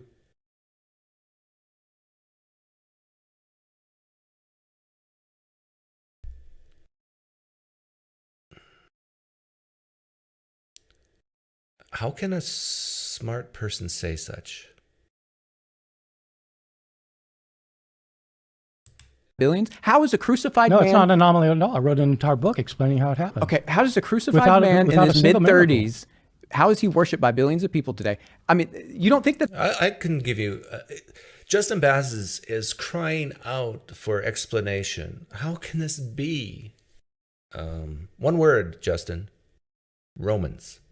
Not the book of Romans. Rome. That's how. Rome had the roads, had the power, had the money, made Christianity the official religion. They went all throughout the world. That's how. Done. That's not an extraordinary anomaly? It's not an anomaly. It's by amazing. definition, mathematics, 1 out of 107 billion. But I'll let you finish. Why is that proof that he was raised from the dead? It's proof that people... I sometimes watch debates like this, and it is good to watch debates once in a while because it illustrates for me what not to do. I don't want... there's probably times in my life where I've looked like this guy, talked like this guy. I hope it's not too frequent, but I really don't want to be like him. Not to say Bart's perfect either, but Bart is definitely more composed. But this guy just is coming off like a smug piece of crap right now. Sorry, Christians, but I'm trying to be objective. I'm not saying this just because I'm an atheist. I'm saying even if I was a Christian watching this, if I put myself back to when I was a Christian in my, let's say, early 20s, mid 20s, I would still say that this guy is just coming off so badly. People are convinced he was raised from the dead. I said it's a good argument against this idea that you were making that, oh, you're telling me only one person out of all the 107 billion rose from the dead? A historian can't say that. That's not good enough evidence. Well, here's another point on that same person that is an extraordinary anomaly. You can explain that one. You can explain why there are so many billions of Christians in the world. It's not hard to explain, without a miraculous explanation. So why? I don't understand why you're arguing this. But this single individual has had this kind of impact. Yes, it's fantastic. Yeah, oh, it's amazing. So it's normal for crucified men in the ancient world that are Jews to be worshipped by billions and lay the foundations of Western civilization. This is normal. You are not listening to me. Okay. The resurrection of Jesus would be a miracle of God. You can't use the fact that many people became convinced of that miracle to prove that the miracle happened. Okay. You can only use that to show that people were convinced it happened. There are other reasons people get convinced by things other than the fact that God intervened in history. Okay, but don't you see the point that if Jesus did rise from the dead, that would be a pretty good answer to why he has had this extraordinary anomaly impact? No. Let's think of the counterfactual. Could it be true, Justin, that Jesus did rise from the dead and Christianity be very, very small and very, very few people worship him? For example, let's say it were true that Jesus rose from the dead and throughout all history, only 144,000 people worshipped him. Would that make it any less true if it's true? No. Oh, I like that. Any relevance to it? No relevance. No relevance. Okay. That's fine. Okay. Let me put it like this. Okay. So the Mormon Church. Back to the Mormons for a second. The early Christian movement, from the days of Paul up to when Constantine converted. Okay, it grew. If you actually just crunch the numbers, like you start out just saying Paul's day. I mean, say before, say right after the resurrection, there are like 20 people. Okay, who believe in you? You got the 11 disciples. You got a handful. Say there's 20 people. 20 to 3 billion. Yeah. So by the time you get to Constantine, by the time he converts, there's probably 5 or 6 million Christians in the world. So if you crunch the growth rate, like what would it take to get from 20 to 5 or 6 million at that time? It's about 30% every decade. Okay, and so the question is, does that require a miracle or not, or can you explain it by natural grounds? And the Mormon Church has grown that rate since it was founded by Joseph Smith. Now, I wouldn't want to say that Mormonism is necessarily true because it grew at that rate, or that the angel Moroni necessarily revealed the golden, but because it grew at that rate. If Christianity had continued to grow at that rate, after Constantine, by the end of the 4th century, there would have been more Christians than humans in the world. So the rate of growth, or the number of people who come to believe in something, is not an indication of the miraculous beginnings of the faith. But I didn't say that. I'm asking you, you did not give me an extraordinary anomaly for Mormonism. I gave you an extraordinary anomaly for Jesus of Nazareth. The extraordinary anomaly is that the angel Moroni showed Joseph Smith these plates. No, but that's never happened before. But no out one of is 107 billion people in the world, that has never happened to anybody. We're back to the same point. Nobody outside of those people believed that. Either did Moroni the billions has of people not who believe in appeared to anyone Jesus. else. The people believe in Jesus' resurrection are Christians. Well, no. Skeptics and unbelievers all around the world have been convinced by. You don't think, Justin, that there's some people outside of Mormonism who became Mormons? Do you think they're all because they were born into it? And even if they are born into it, then, maybe that's why they believe, because they're just born into it. Oh, yeah. No. Oh, you're not hearing me again. I know. 30% but growth rate. they're working off, on that point, they're working off Christian capital. I mean, it's a cult of Christianity. So Well, they're you working could off. Mormonism is a cult of Christianity? Well, Christianity is just a cult of Judaism. Like, this guy cannot foresee what a person like me could say to every word he's saying. And if he could, he would not be saying it. Right? Justin, have you for 1 second even considered the thought that some Jews view Christianity as a cult of Judaism? I don't think he's even thought of that. If he had thought of that, he wouldn't be so quick just to throw, Mormonism is a cult of Christianity. Christianity is working off of Jewish capital. I mean, can we? Judaism didn't spread. I know we've kind of. Judaism hasn't spread, so therefore ours is right and theirs is wrong. Wandered into this final bedrock fact, and I just want you to establish it though, just for the listening and watching audience, Justin. Just talk about this, why you believe that the rise of Christianity, or as you could put it, the rise of the Nazarenes, constitutes not just a fact of history, but something that points towards the truth of the resurrection. Well, I think, one point that I wanted to make that centers around that is, again, Jesus. I mean, again, we're dealing with a person, not just anybody that rose from the dead, but the most influential, the most sung about, the most painted, the most written about, great moral teacher, the most compassionate, the most extraordinary figure, who's ever lived. Sounds like someone's in love. And so I think that's an important point to make, that this is who we're saying rose from the dead, right? We're not just saying any Someone has a man crush. Old Joe rose from the dead. And so again, I think that's why Jesus keeps tipping the boxes for all these extraordinary anomalies. I'm not getting it. So are you saying it's a combination of things? It's that they claimed this unprecedented claim in that Jewish culture that a crucified Messiah had been raised from the dead. The fact that people truly believed they'd seen that, the fact that it happened to someone who has had this extraordinary influence on culture, human rights, everything else. And this is so incredibly stupid, because Christianity could be the tiniest religion in the world and still could be true. And Christians would be arguing, see, our religion is so special that nobody can really accept it except for us, because we're the chosen ones. Like, was Judaism any less true in Justin's mind if they were a small tribe in ancient Near East history? Like, remember, he's given this as evidence for the resurrection.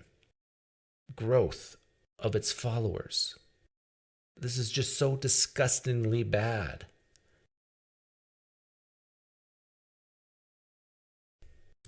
And that movement now comprises, easily a third of the world's population, or whatever it is. But let me, and this will help you, Bart. This will help your confusion on this. So when it comes to this fourth bedrock fact, there's many lines of arguments. But let me give you one. I'm interested to hear your thoughts on this. So we know what Jesus in the New Testament, before he died, and as the risen Jesus, I know you wouldn't think that he said these things as the risen Jesus, but we know what he wanted. Okay, we know what, let's say, this apparition, this supernatural coming back from the... We know what Jesus wanted. Let's be precise with our language, Justin Bass.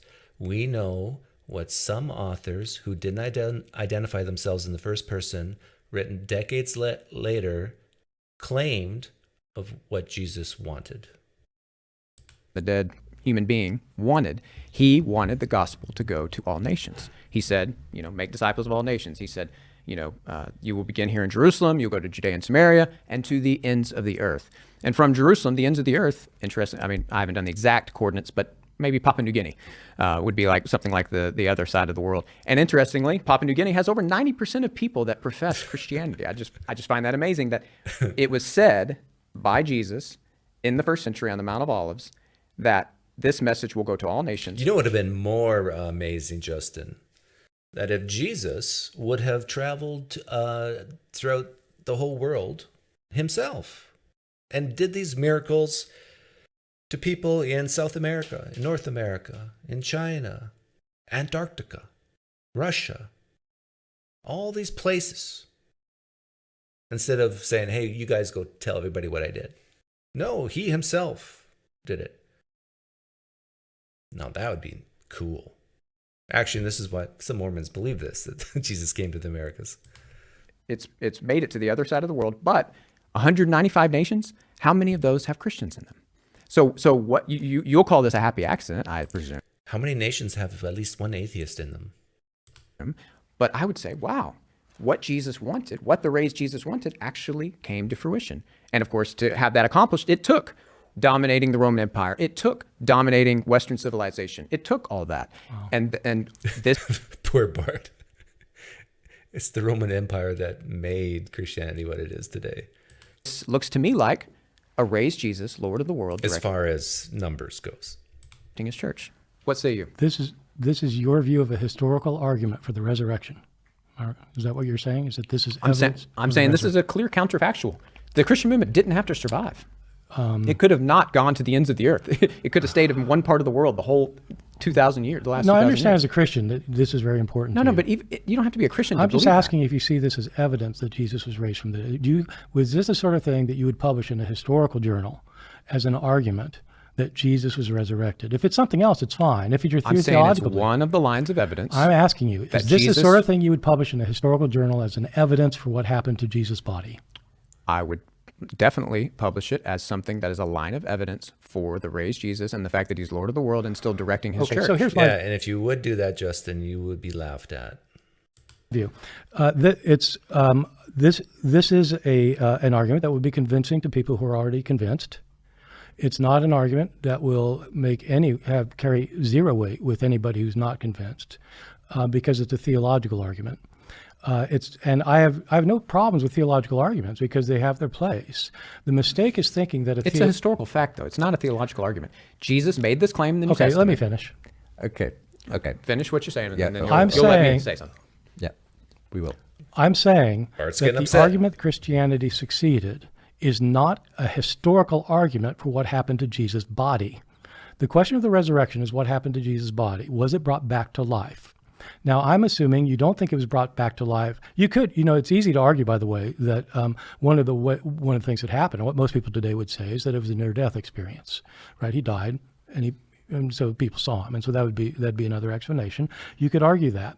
You could argue most anything, but the fact that billions of people today are convinced, when you go out on your mission in Jordan and you convince somebody, okay, suppose you convince an entire household, and suppose they can convince 100 people that Jesus was raised from the dead.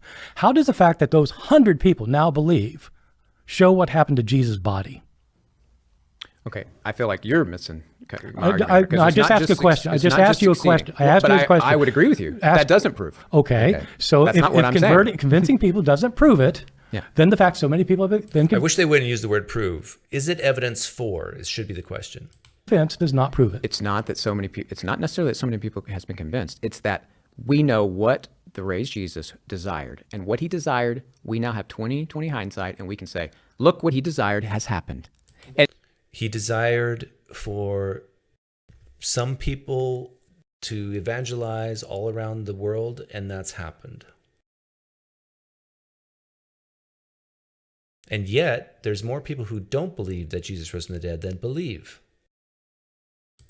And so let me give you an example. If the writing in Mormons, if Moroni had said, I want the Mormon message to eventually dominate. Yeah. If that other religion looked exactly like Christianity, then I'd believe that religion too. Dominate America and America to be completely Mormon. Okay? And let's say we're sitting at a table in some future time and all of America was Mormon. Yes. It was completely Mormon. Yes. I would say, yeah, you know what? That looks like some evidence that Moroni might have had. There may be something to him. Okay. So in the same way, let's pursue that then. So let's pursue in the it. same way. Let me finish. In the same way, if Jesus says, "My gospel will go to all nations," and now 2,000 years later, it has. Yeah. And we could think of 100, thousands of counterfactuals where it didn't have to do that. Yes. The Christian movement could have died and disappeared. And one of the things you point out. What's interesting is at that time, I would ask Justin, when Jesus said, preach the gospel through the ends of the earth, I wonder if they even knew that North America existed. They had no idea what that even meant. What if ends of the earth means from Israel to Syria to Turkey to Greece to Corinth to Rome, and maybe up of higher north, but we're not quite sure. The Romans say there's people there, but who knows? Down to Egypt, a little further down in Africa. Like, did they know of Australia? Other Jewish messianic movements, which did peter out, where when the Messiah got killed, it stopped. But your point is, this was the only one in which the leader said it will go to the ends of the earth, and it actually did. I mean, and therefore that's some as you kind know, of I don't think I absolutely don't think Jesus said that. Of course, it's in the gospel, so we could have that argument too. Yeah. But whoever said that, just to make the point, whoever said that, it still was said in the context of Christianity being thousands of people. So it's still amazing claim and fulfillment. I'm sorry, this is not a historical argument for the resurrection. You can't claim that the rate of growth of religion is an indication of its truthfulness. It's not rate of growth. It's fulfilling a specific claim that Jesus made. How do you not see that? So respond to that specifically. Hang on. What specific? It's not a specific claim. It's a specific action to go do something. Go do this, and it was done. And wouldn't you expect Christians to do, if they truly believe their leader says to go do X and they do X, how is that amazing? The only amazing part he could say is that to what extent was it amazing, like billions of people, and then I would give the argument, but there's still far, far more billions of people who don't believe it than believe it. So no. Like, what are we talking about here? Jesus never made this claim. Okay. Luke. Then whoever wrote Luke and whoever wrote Acts and whoever wrote Matthew, they made the claim. Did they prove right? Were they? I think you've read my books. You know, I don't think that. Oh, okay. No. I'm saying whoever wrote Matthew, I'm assuming you're anonymous authorship on these books. I'm saying whoever wrote them, they made these claims. According to you, they put them on the lips of Jesus. But when they made these claims, as you know from my books, that's never what I've said. Just explain. Matthew didn't make this up. Matthew's living in a community that's living 40, 50, 60 years after Jesus. Okay. There have been storytellers about Jesus all along. Okay, so he got that. But my point, somebody made this claim and appear to Paul, like in Corinth, and encourage him and things like that. These kind of visions are happening, whether dreams or visions, and they're happening to people all over the world, almost every nation for the last 2,000 years. And so to me, again, this is another line of evidence that Jesus rose from the dead and is still appearing to people. It goes back to what he desires. Jesus desires to seek and to save the lost. And so I think Jesus is seeking and saving because even unbelievers are having these visions. I'm going to anticipate what Bart is going to say, but Bart, you can correct me. But Doesn't this happen in other religions? Why this isn't exclusive to Christianity? People claim they've had all kinds of visions in other religions. Doesn't prove that the religion is true necessarily. Yeah, I would say this is unique to Christianity. And again, so I hate bringing back Moroni. I think we've talked about Moroni more in this discussion than any time Moroni's ever been talked about outside of Utah. But yeah, the fact that Jesus is appearing all over the world, almost every nation for the last 2,000 years, to Hindus, to Buddhists, to Muslims, to Jews, and they're converting. I don't know of any other faith that could make such a claim. So this is I think, a unique phenomenon. There's even I think.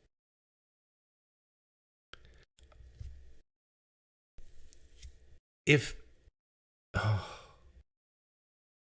is so incredibly stupid. It's hard to even respond to it, other than to ask questions, I guess.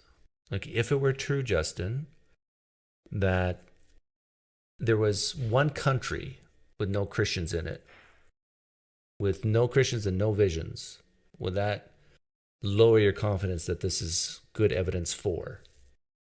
No, I'm sure that maybe there's one small country out there.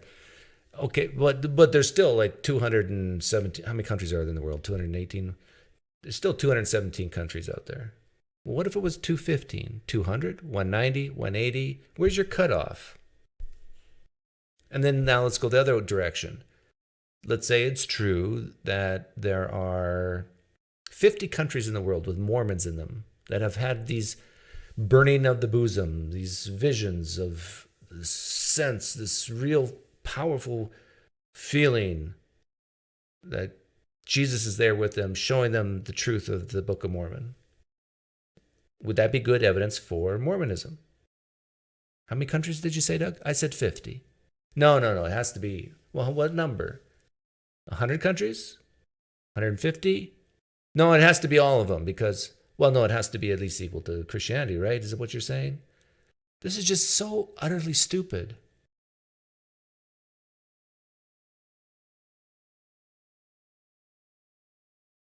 And yet so many Christians believe that, like, what's David Wood's friend, who's now deceased, who was a Muslim and became a Christian? They're so convinced that this gentleman, this Muslim, had this vision, became a Christian because, Christianity is true and this is how Jesus works. This is what he does. This is what the Holy Spirit does. They can't fathom the idea that there's ideas planted in people's minds from other people, and then for whatever reason, whether it be desperation, guilt, this strong desire for something to be true, that they dream about it and then think and attribute that dream that's totally naturalistic to a deity.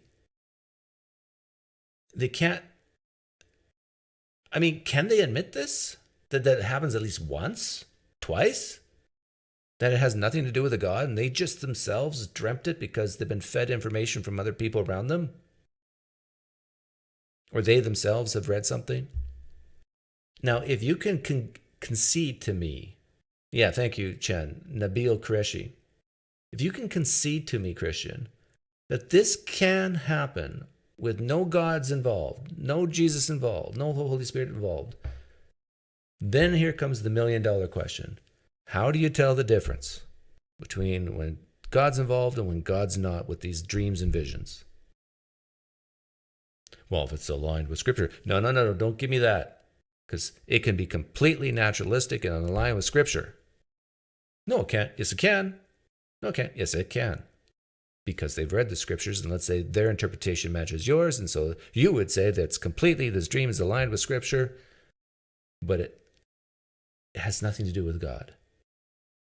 How would you tell the difference? I'd propose to you, you can't.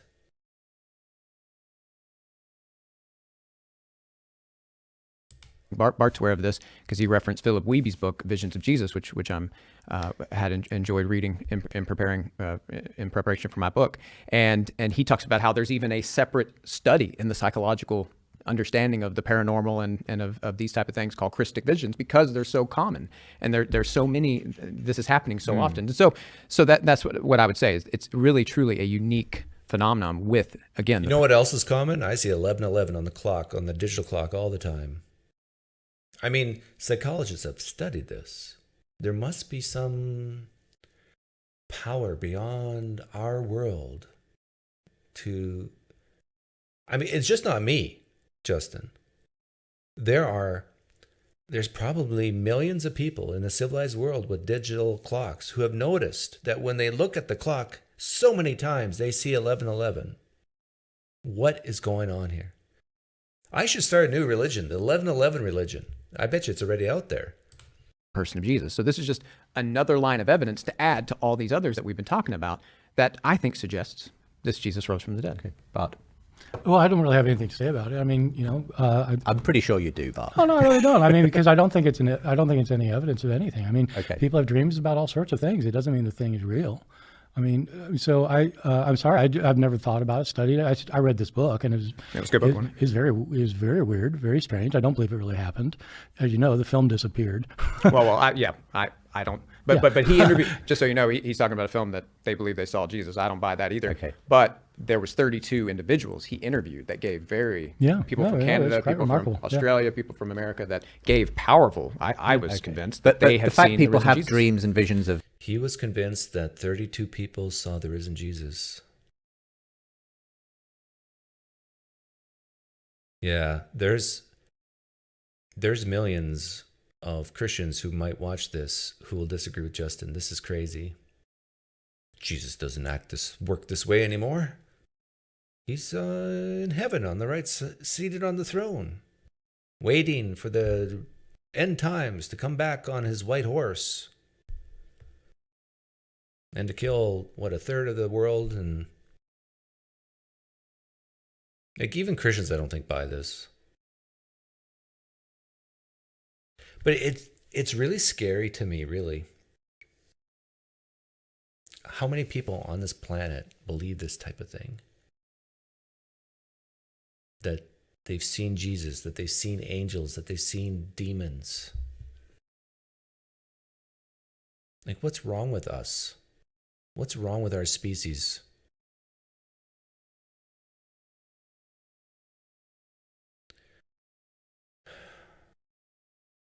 And where's the smartphones when you need them? Why can't we interview them? Like, if Jesus comes down to earth to appear to people today, why doesn't he just come down to earth and go on 60 Minutes for an interview? Why does he hide in the brains of humans? Or as a ghostly figure on someone's bed late at night? Why doesn't he go out in broad daylight to Washington, D.C. and say, this time tomorrow, I will be doing miracles like you would not believe, like I did back in the good old days? like Yeah, Christ. well, it's not does true for that you. it's not true that it only happens in Christianity, of course. Okay, Yeah. what other Well, it's very places famous do in we the see ancient world. I mean, people in one of the great healing gods of the Greeks was Asclepius, and the way the healing rituals worked is that there was a shrine of Asclepius. He was a divine being, a Greek divine being who could heal people, and Jen makes me laugh. Make miracles great again. MMGA. Mugga. Yeah. Hey, Christians, Chen just gave you an idea to make money. people who had a problem, they had breast cancer, or they had a maimed limb, or they had cancer, they had whatever they had, they were blind. They'd go to an Asclepium, it was called Asclepium, and it would, the way it worked is you would go to sleep in there, and you'd spend the, and Asclepius would come to the person and heal them. And we have abundant testimony, hundreds of testimonies that this worked. And we actually have a number of these Asclepia that have been dug up by archaeologists that they're actually pretty interesting because they would make representations of the body part that got healed. And so you'd have their walls covered with breasts. Okay. And yeah. Someone said that Jonathan McClatchy commented on here, and I should read it. Is that person still here? Because I got a sneaking suspicion Jonathan McClatchy McClatchy agrees with me that this was horrible by Justin.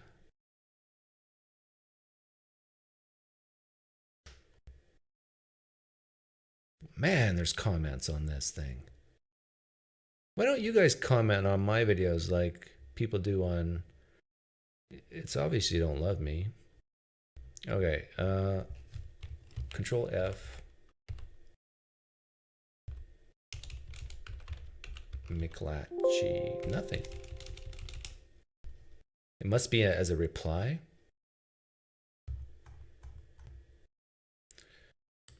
Oh, Brian Stevens wants. Dr. Bass, your whole argument is centered around the popularity of Christianity and Jesus claiming it would spread across the earth. Why would anyone in the 2nd century believe Jesus would... Hey, yeah, that's what I said. Great minds think alike.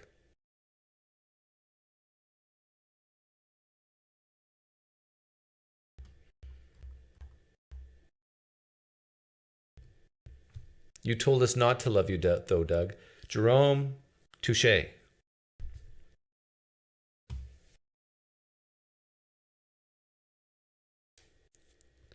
Let's see how this ends. Saying they saw it. Okay. That's my view. Final thoughts, and we'll close this up. If I can ask just one more question, I was going to throw out the 500. We didn't get to talk about the 500. You make an offhand comment that I thought was interesting. I think it's in How Jesus Became God. Oh, you copied me, Brian? Shame. For shame. You got to say credit PineCreek. There's a certain force. It's there 8 days ago. Okay. In the argument. And so I was just curious if the 500, claim, if that's historical, if there were 500 people that Paul maybe knew some of them, would you consider that some at least forceful? Yeah, I'd consider it to be and the same level of evidence as the 1,000 people who saw the Mother Mary on a cliff, which happens, is completely well documented that Mary appeared to over 500 people on numerous occasions, and so I think you have to take it into account, figure out what really probably happened. But yeah, okay, 8 days ago.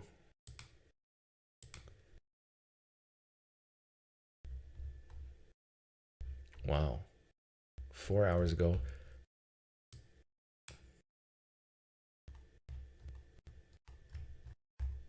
What's going on? There we go. 8 days ago. What are you talking about? 8 days or 8 hours? Okay, you must mean hours.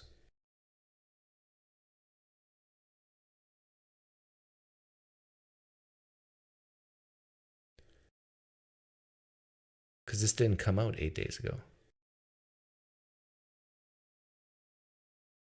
I don't see it.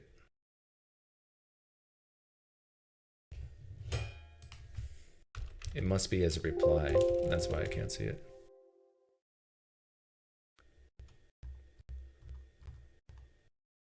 Maybe we're talking about a different video. Does anybody want to come on and lead me to the Lord?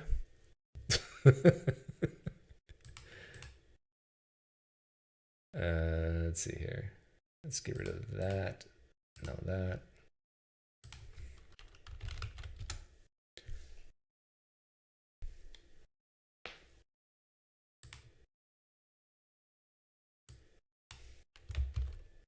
My wife is making Easter dinner, but I don't think it'll be ready for a while. Yeah, copy and paste it, Michael Gartner. I want to see if my prediction's correct.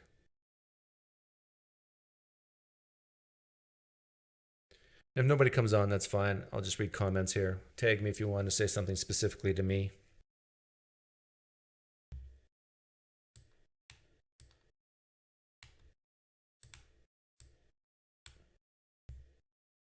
You have to pray every day for a while to find God. It won't happen overnight. Yeah, seek and you shall find, right? If you try hard enough, you'll eventually get there. Coffee Smug. I invented the Control F. Don't tell me how to do Control F. I know how to do Control F. I'll show you Control F. If you're a Christian who believes in the resurrection, please call in, and I will dissuade you of this false belief. Or you can persuade me of this true belief.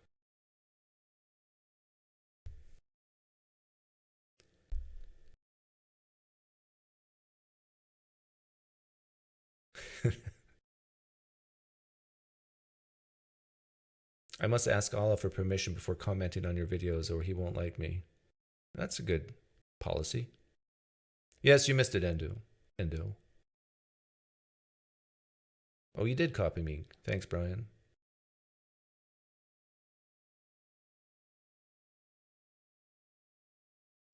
Control Shift Plus. I know what that does. That makes things bigger.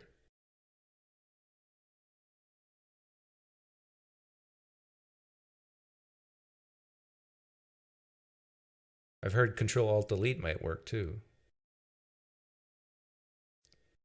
Remember in the olden days, you could go Control Alt Delete twice and then force reboot.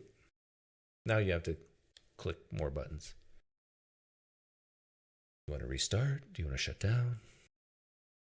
Do you want to end tasks?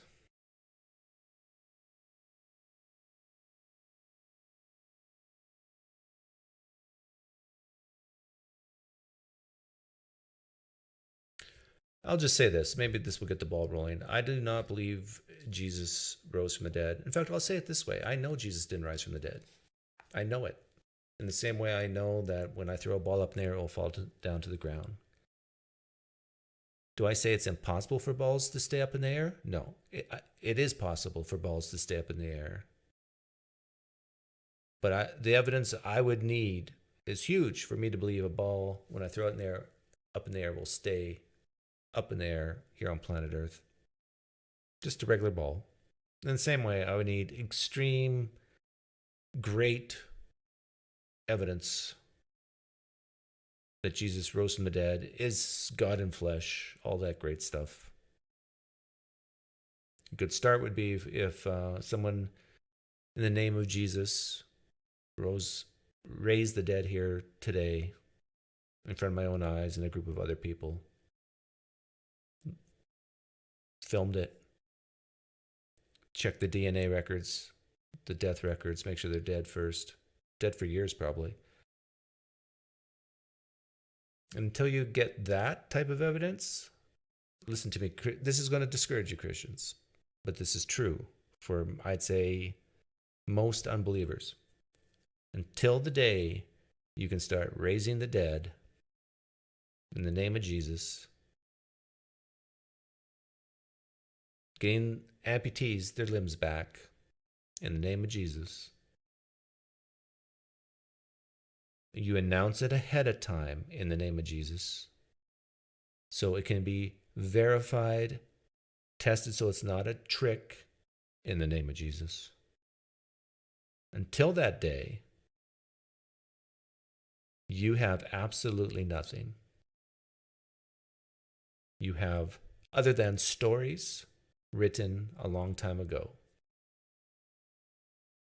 I know this is painful to hear.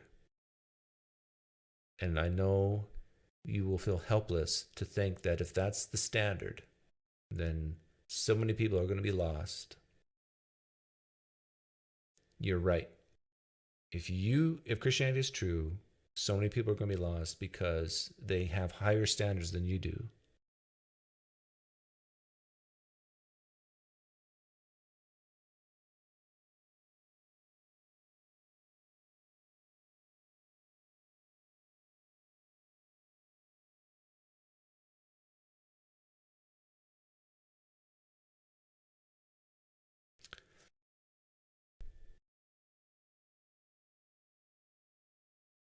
Are you interested in listening to Artur from Apologetic Center arguing with a Muslim about Jesus? Oh, that'd be, I guess. What is going on live right now?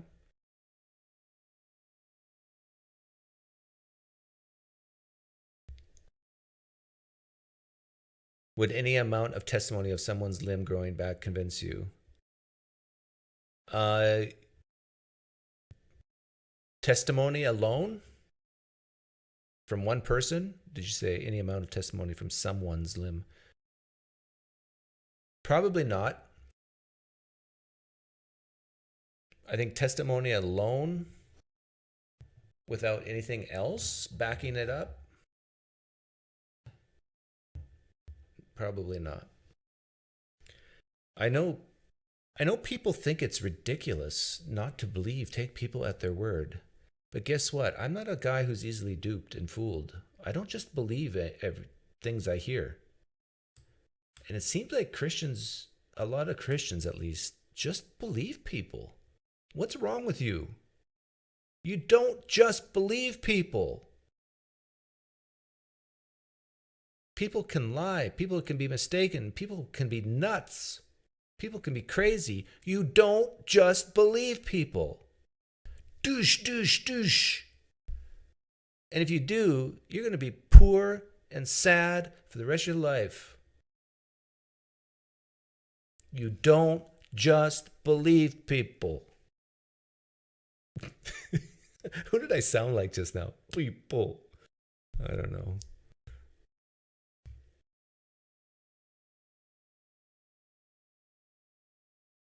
Except for me right now. This is why I love the spouse thought experiment. There comes a point where you don't even believe your spouse on certain things. Every person here would not believe their spouse if the claim they're making is that they walked on the surface of the sun last hour and then came back. Like, you don't believe them. You take them to the hospital and look for a tumor. It's not a tumor. Oh yeah, I sound like Bill Cosby. Some people. How does he say that? I don't know.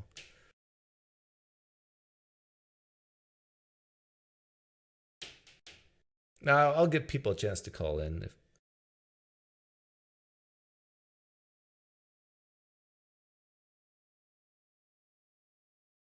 It's just like the gullibility of some people amazes me. How they believe these stories, often from overseas, of people being raised from the dead. It's like, I don't get that. Like, even when I was a Christian, I tended not to believe these claims.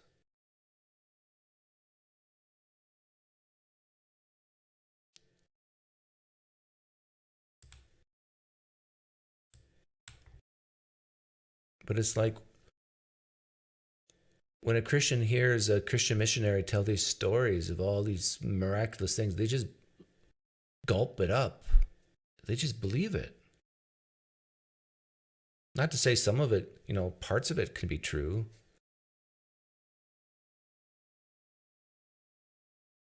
But they believe these stories of people who could never have walked. They're paralyzed from the waist down, and they prayed in the name of Jesus, and they got up and walked and ran. Like, they believe this stuff. Just based on the words of some people. How do I come on live? You click the link on the live stream. If you're on your mobile app, you probably don't see it, but you have to show the live stream link, the chat, and you'll see it. Emailed you the link to the Malachi's comments. Okay, let me see if I can find it.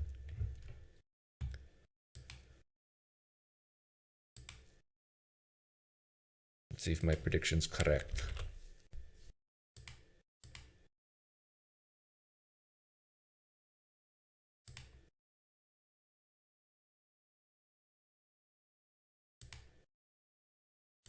Got your email.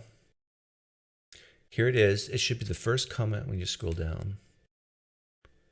At least.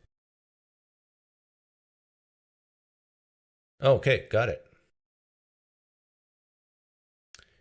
Even though I agree with Dr. Bass that Jesus rose from the dead, I give this debate to Dr. Ehrman. This discussion, in my opinion, showcases quite well the deficiencies with the minimalist approaches that depend mostly on the Pauline corpus.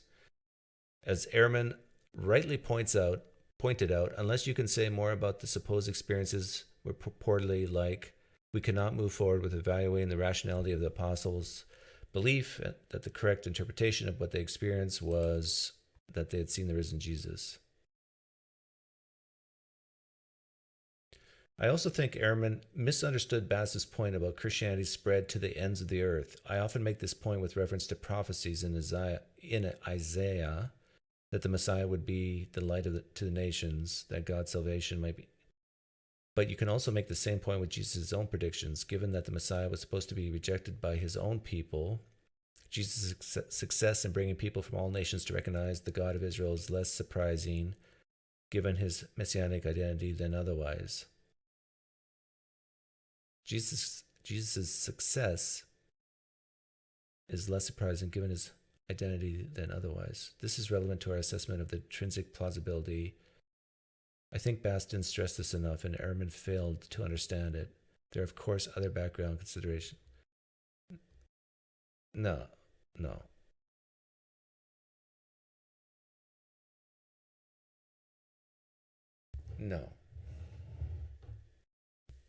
This is so ridiculous.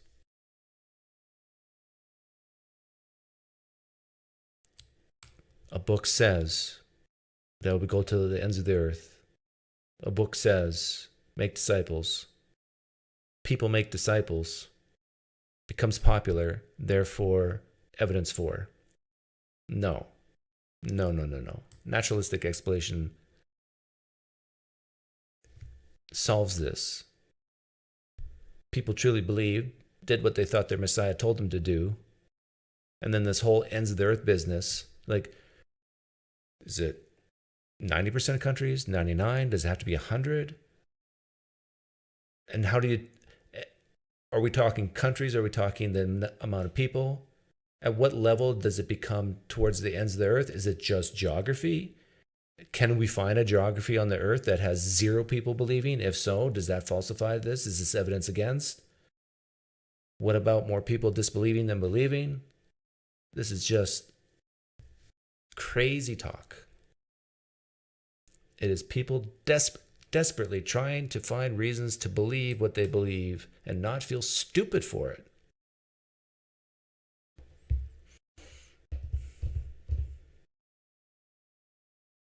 But thanks for the link.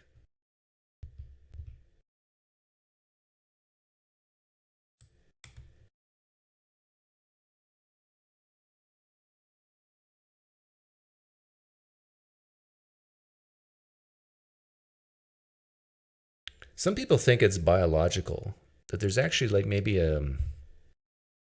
proteins in the brain or a gene or whatever, that some people just tend to be gullible. And some people just tend to be naturally skeptical. I wonder if that's true.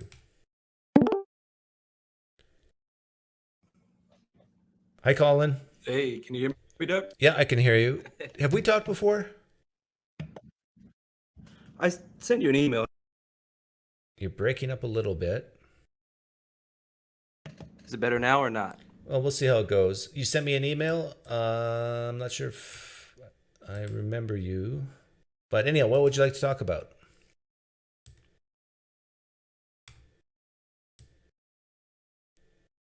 No, I can't hear you.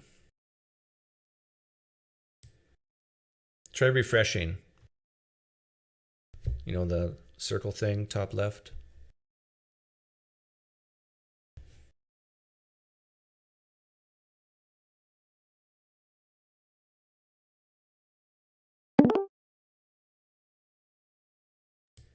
Okay, say something. Nope. Test 1, 2, 3. There you go. You were muted. Oh.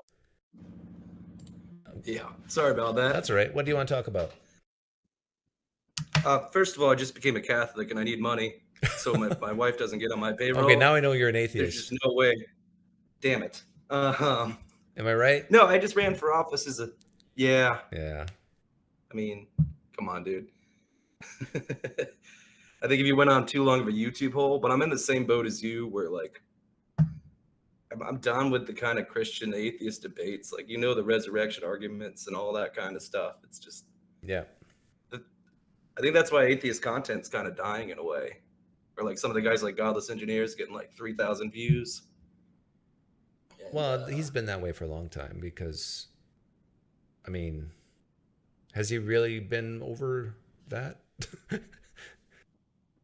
I don't know. I'm still obsessed with watching Cameron from Capturing Christianity. I think he's hilarious. Oh, you're laughing at him, not He's with gone him. into all the. He's gone into basically being like the Christian ghost hunter, who's like trying to prove like. Have you seen any of his new stuff? It's all about exorcisms. Oh yeah, that's a way to get some big views. But this is like he's latching on to what I just talked about, the gullibility of mankind, humankind. It's just there's so many people who just believe what they're told. I mean, that's what we're supposed to do, right? From the evolutionary standpoint, where you're supposed to follow what the parents do, because then you probably won't die to whatever they didn't die to. Maybe it's we've evolved to do that to help us survive, to trust. There's definitely when you're kids, you should trust your parents so you don't die. But as adults, you would think that just because someone says something, especially incredible things, your default position should be no. So every Christian's default position should be Jesus did not rise from the dead. I think they would agree with that. And they would just say that the evidence is overwhelming that he did. Yeah, I mean, you hear that. The problem is if you go through like Baptist education, like I grew up in South Carolina and the upstate, and the Baptists say some crazy shit. And it's mixed in with the Pentecostal references, I saw a lot of that as a kid. And they believe like almost anything, You ever go to a Pentecostal revival? Oh, yeah. Yeah. But I think in the age of the internet, where we can really easily challenge a lot of the views that you couldn't traditionally challenge, that the old faiths just don't stand a chance. Yeah. Do you ever follow the Episcopalian Church? No. It's like the most pathetic, whitest, oldest church, founded on all the family values of King Henry VIII, as Christopher Hitchens would say. Yeah, when I was raised Mennonite, basically all churches were wrong cults other than Mennonite. Yeah, I mean, you have to be the right ones. Yeah. But anyways, there's like such a huge age gap because no one cares. Even in England, no one cares about the Church of England. It's like 1%, I think, of people in England actually go to the Church of England or of the Church of England. Hey, I think I got a real theist in here. Okay, I'll let you go. Take care.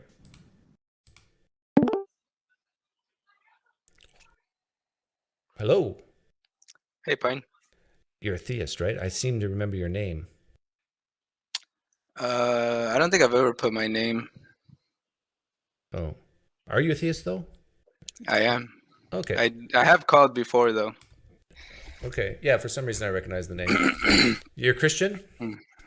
Yes, I am. Happy Easter to you. Yeah, thank you. Same to you. He has risen? Yes. Risen indeed, you're supposed to say. Oh, I don't know that. You don't know that? I'm a member of the Church of Jesus Christ of Latter-day Saints. Oh, you're a real Christian who got the I'm a real real gospel. Did you see they talked about Mormons a lot in the debate between Ehrman and Bass? Yeah, I saw the last bit of it. Yeah. I did, yeah. This Bass guy doesn't think that Mormons have seen Jesus other than the 3 or 4 of them that started the religion. Well, I mean, I guess personally, seen him. Is that what you mean? Well, either through visions or whatever. Ehrman made a great point that we got people who have given their written testimonies and signed their names and dated it. We don't have that with the Gospels or anything in the New Testament like that. Paul comes sort of close, but yeah, I think you made that point before too in your older videos. I remember. So why do you believe Jesus rose from the dead? I believe it was necessary. If we believe in the what we call the plan of salvation, is we need to, for the purpose of that plan to work, we needed him to resurrect, to defeat death. That seems that's a weird answer to me. Well, Because you're kind of working backwards. You're saying, I believe Jesus rose from the dead because he had to in order for me to be saved. Right? yeah, I would say so. I mean, that's basically what it is. I mean, but why do you believe any of that, I guess? Like, why do you believe you need to be saved? From what? well, saved. I don't know. It just seems kind of like something you would ask a traditional Christian. I don't think. Okay. I don't think I see it as saved necessarily, because, well, But didn't you say you believe Jesus rose from the dead because how else would you be saved?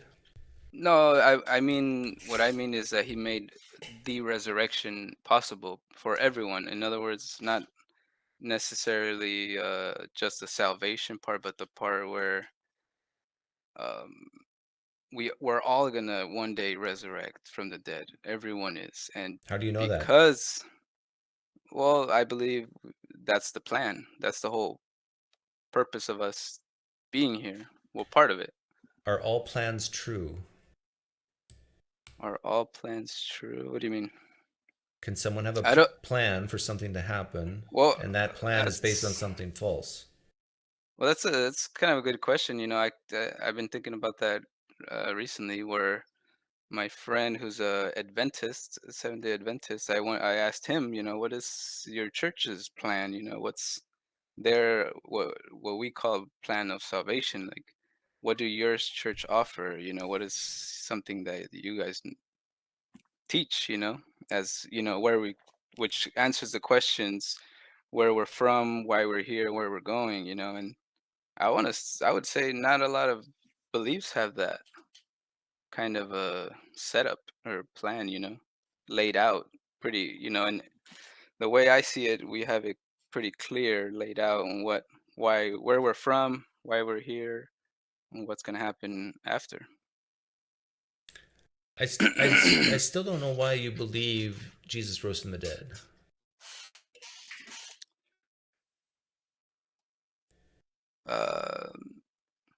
It's kind of interesting. Like, I believe in Jesus, and I feel like I have a testimony of him. And I don't know if you're familiar, but usually with our faith, we like to, pray about certain things and get a testimony of it. And I don't want to say I don't believe in the resurrection. I just don't have that kind of testimony, which to me also means a deeper knowledge of the resurrection. It's something that I feel like I'm working on. So are you? I'm hearing you say that you don't really know why you believe it. I just don't want to say something like, oh yes, I believe the resurrection because this or that, when I personally don't have that testimony yet, where I can't tell you this is why. Okay, let me see if I can get inside your brain. You've had these personal experiences in your life. You've had these questions that in need of explanation. Yeah. And you have found answers and have experienced things that you attribute to the LDS Church and Christianity in general. And as a side note, therefore, you believe Jesus rose from the dead. Because that's contained in all that. Yeah. I wouldn't doubt it. I don't doubt it, but I feel like you're telling me my testimony of the resurrection when I feel I don't have that 100% yet. Well, to me, a testimony of a resurrection is if you were there and saw a man rise from the dead, but you didn't. Yeah.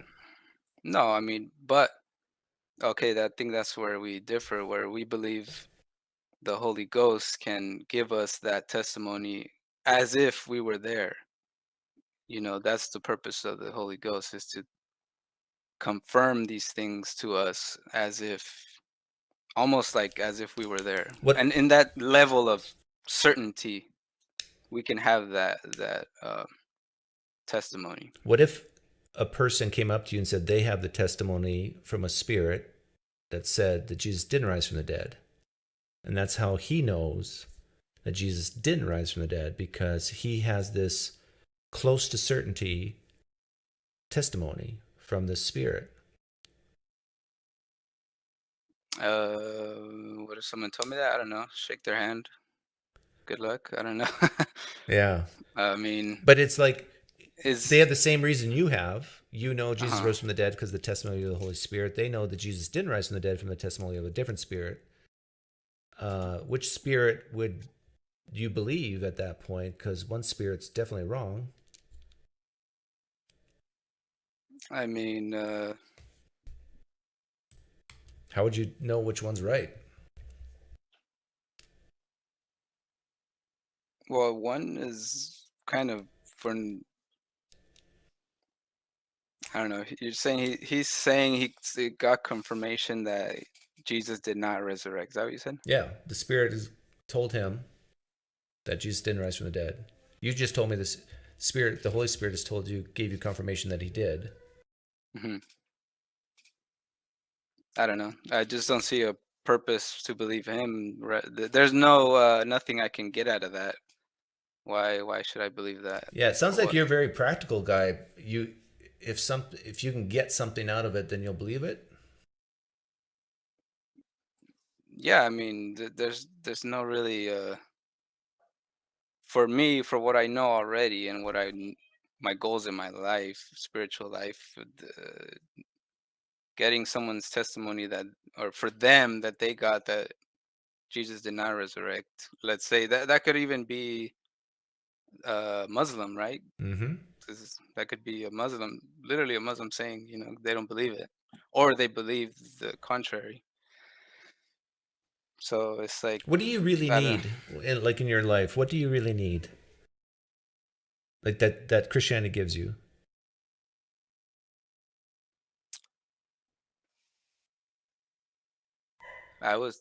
Right now, I would say, peace of mind and um, just, I think becoming a more faithful member is kind of like, kind of sets my life up in a way that I can succeed. You know what I mean? Like, You mean like becoming with marketing contacts in the church? That type of success? no, in Are general, you a like salesperson? relation. No, I'm not. Kind of, but no. I mean, like in like my relationship with my family, my wife, my kids, friends, work, all that. Hmm. That's kind of what I get out of being a good member, or a better member of the church, good follower. What if, let's say, next year all these members of the church treat you poorly? Then what are you going to do? I mean, I I would never leave the church because of them. I have friends that have done exactly that. Oh, And really? yeah, What would cause you to leave the church then? nothing. I mean, I I feel like I know too much, and I've had these confirmations things that I cannot deny. You know what I mean? Can you give me an example of a confirmation you got that you can't deny?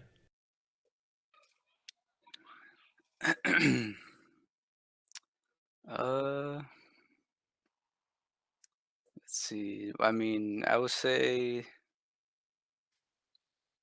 that the Book of Mormon is another testament of Jesus Christ.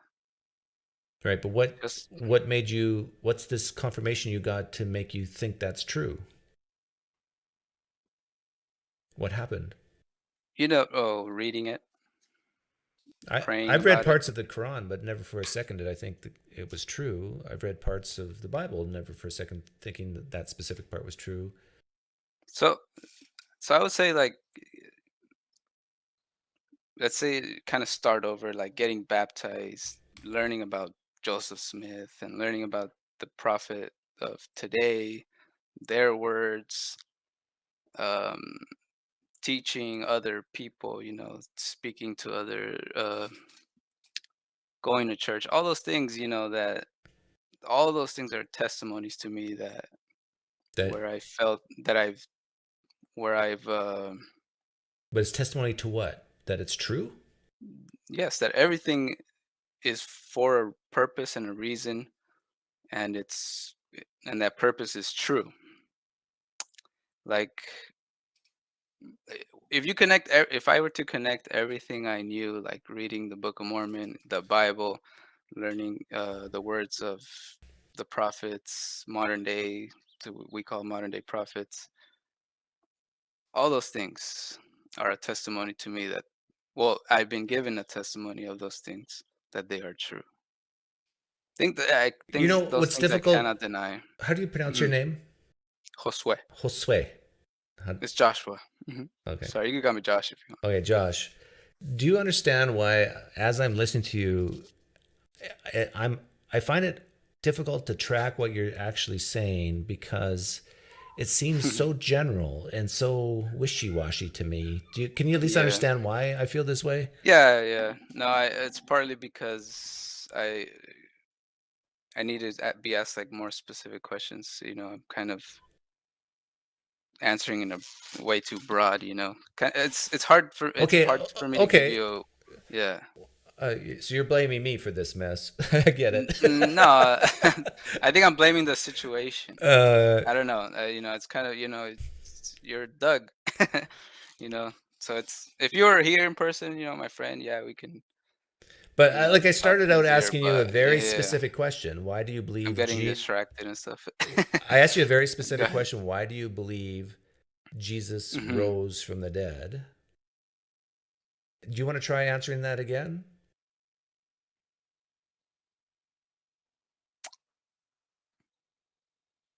Like, let me rephrase.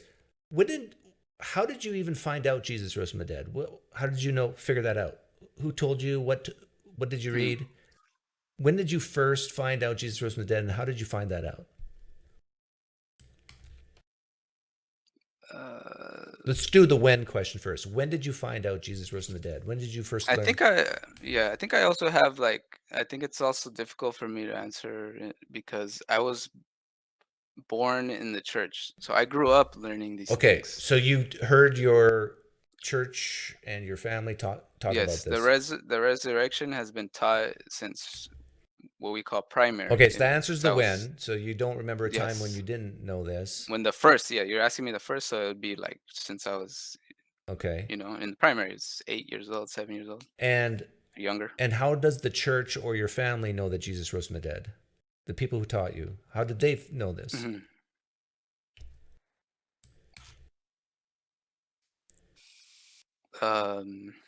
I would say the Bible.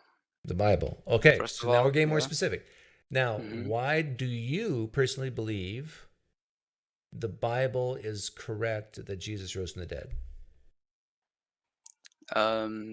Because I believe Joseph Smith saw Jesus Christ and the Father, and he. Okay, you believe the Bible because you believe Joseph Smith saw God the Father. Well, I believe the Bible is correct in saying that Christ resurrected because Joseph Smith was given the like I guess ability or authority to start up this church.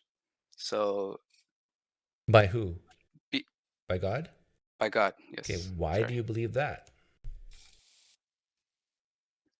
Again, everything that I've been through, like I said, reading the Book of Mormon. You could have been through everything you've been through, and it still has nothing to do with a God. But why do you specifically believe? I don't think so. That God, you don't think so? No, I don't think.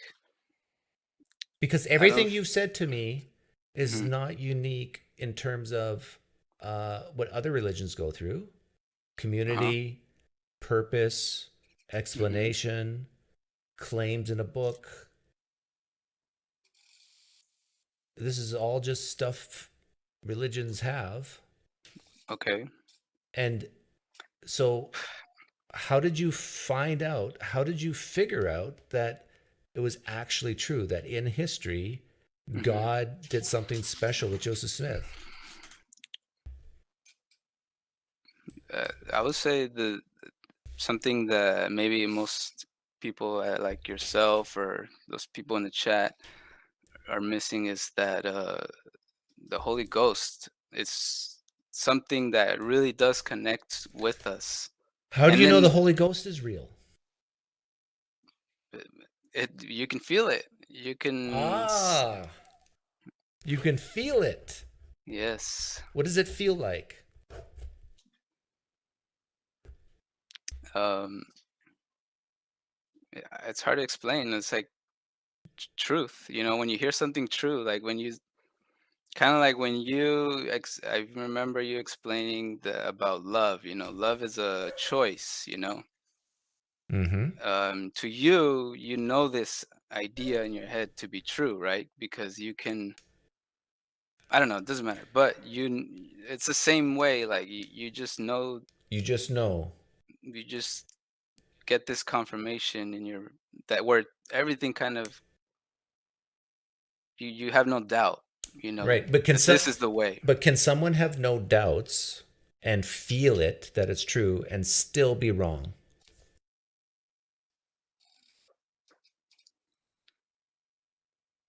It depends, but yeah, I guess. Okay, so how do you know you're not that person who feels like it's true, has little doubt that it's true, but yet you're still wrong? How do you know you're not that guy?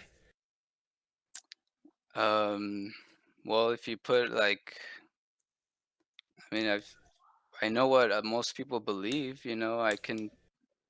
Let's say, for example, my Adventist friend. He wants to do the same with me, right? He tells me that I'm wrong and he's right, Mm-hmm. right? And then of course I mean, we don't argue, but I say I'm right, and I feel like there's nothing that he tells me that I don't already know, plus other more than he does. The knowledge I get from the being a member of the Church of Jesus Christ of Latter-day Saints.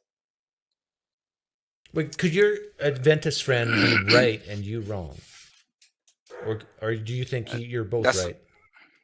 Yeah, I mean, I believe he's right in to his limit, But I'm quite sure I've known some Seventh-day Adventists, and I think most of them say that Joseph Smith is a fraud. With Adventists, it's kind of difficult because they also believe they had a prophet. I would say most that say Joseph is a fraud is Okay, but let's say your friend does okay. say that Joseph Smith's a fraud, and he says, and I ask him, I'm interrogating him. Well, how do you know Joseph Smith's a fraud? I just feel it. He says, I just know when it's true. Well, you can't do that really because That's what you're doing. No, but I mean, you can't. That's not how it works. He can't. Either he says, "I have confirmation that my prophet, her name was Ellen G. White or something." If he would have to say, "I know, I believe that this is true." You know what I'm saying? Not, "I believe that you're wrong." That's not how it works. It confirms to you something positive. You know what I'm saying? It's nothing. It's not usually like something negative. So that's what happens, and I'm sure you see it. That's what happens. They say this is true, this is the way the Bible is actually being interpreted this way and that way. That's how they're never saying, "Oh, the Bible says here that you're wrong." It's usually like this is the way it should be interpreted. You know what I mean? That's kind of how I see it. Okay, well, thanks for coming on. All right, see you later. Read the Book of Mormon. Are you putting the Titanic music? No. I was like, man, I'm gonna get that flute. How long have you been an atheist? Sorry. Can I get a real theist in here? I shouldn't say that. There's a chance he was a real Mormon. Just a Mormon doesn't know anything.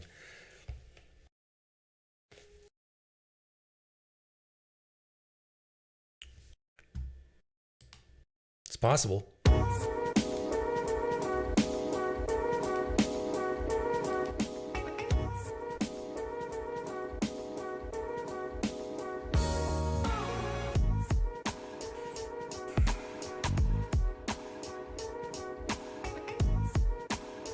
So if you came late, went through a couple videos.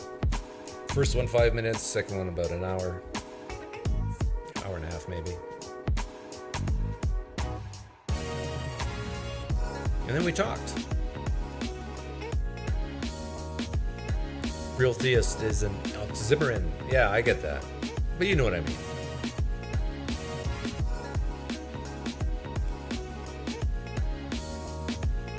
I'm getting hungry. Having ham. Could eat some flesh. Pig flesh. Any vegans in here?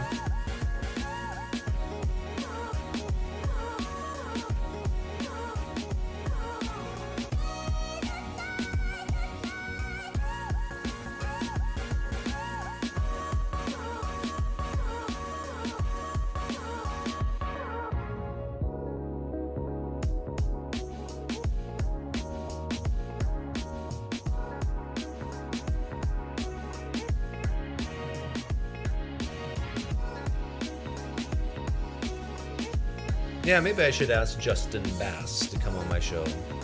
Would he ever do it? No. What happened with Atheist Sunday? Well, this is sort of it. Except without atheists. I mean, coming on.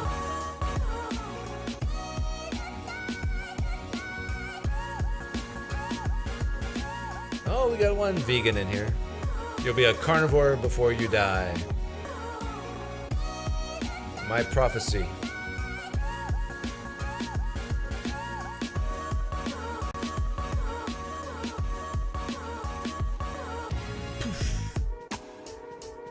Have a great Easter weekend, everyone. Take care.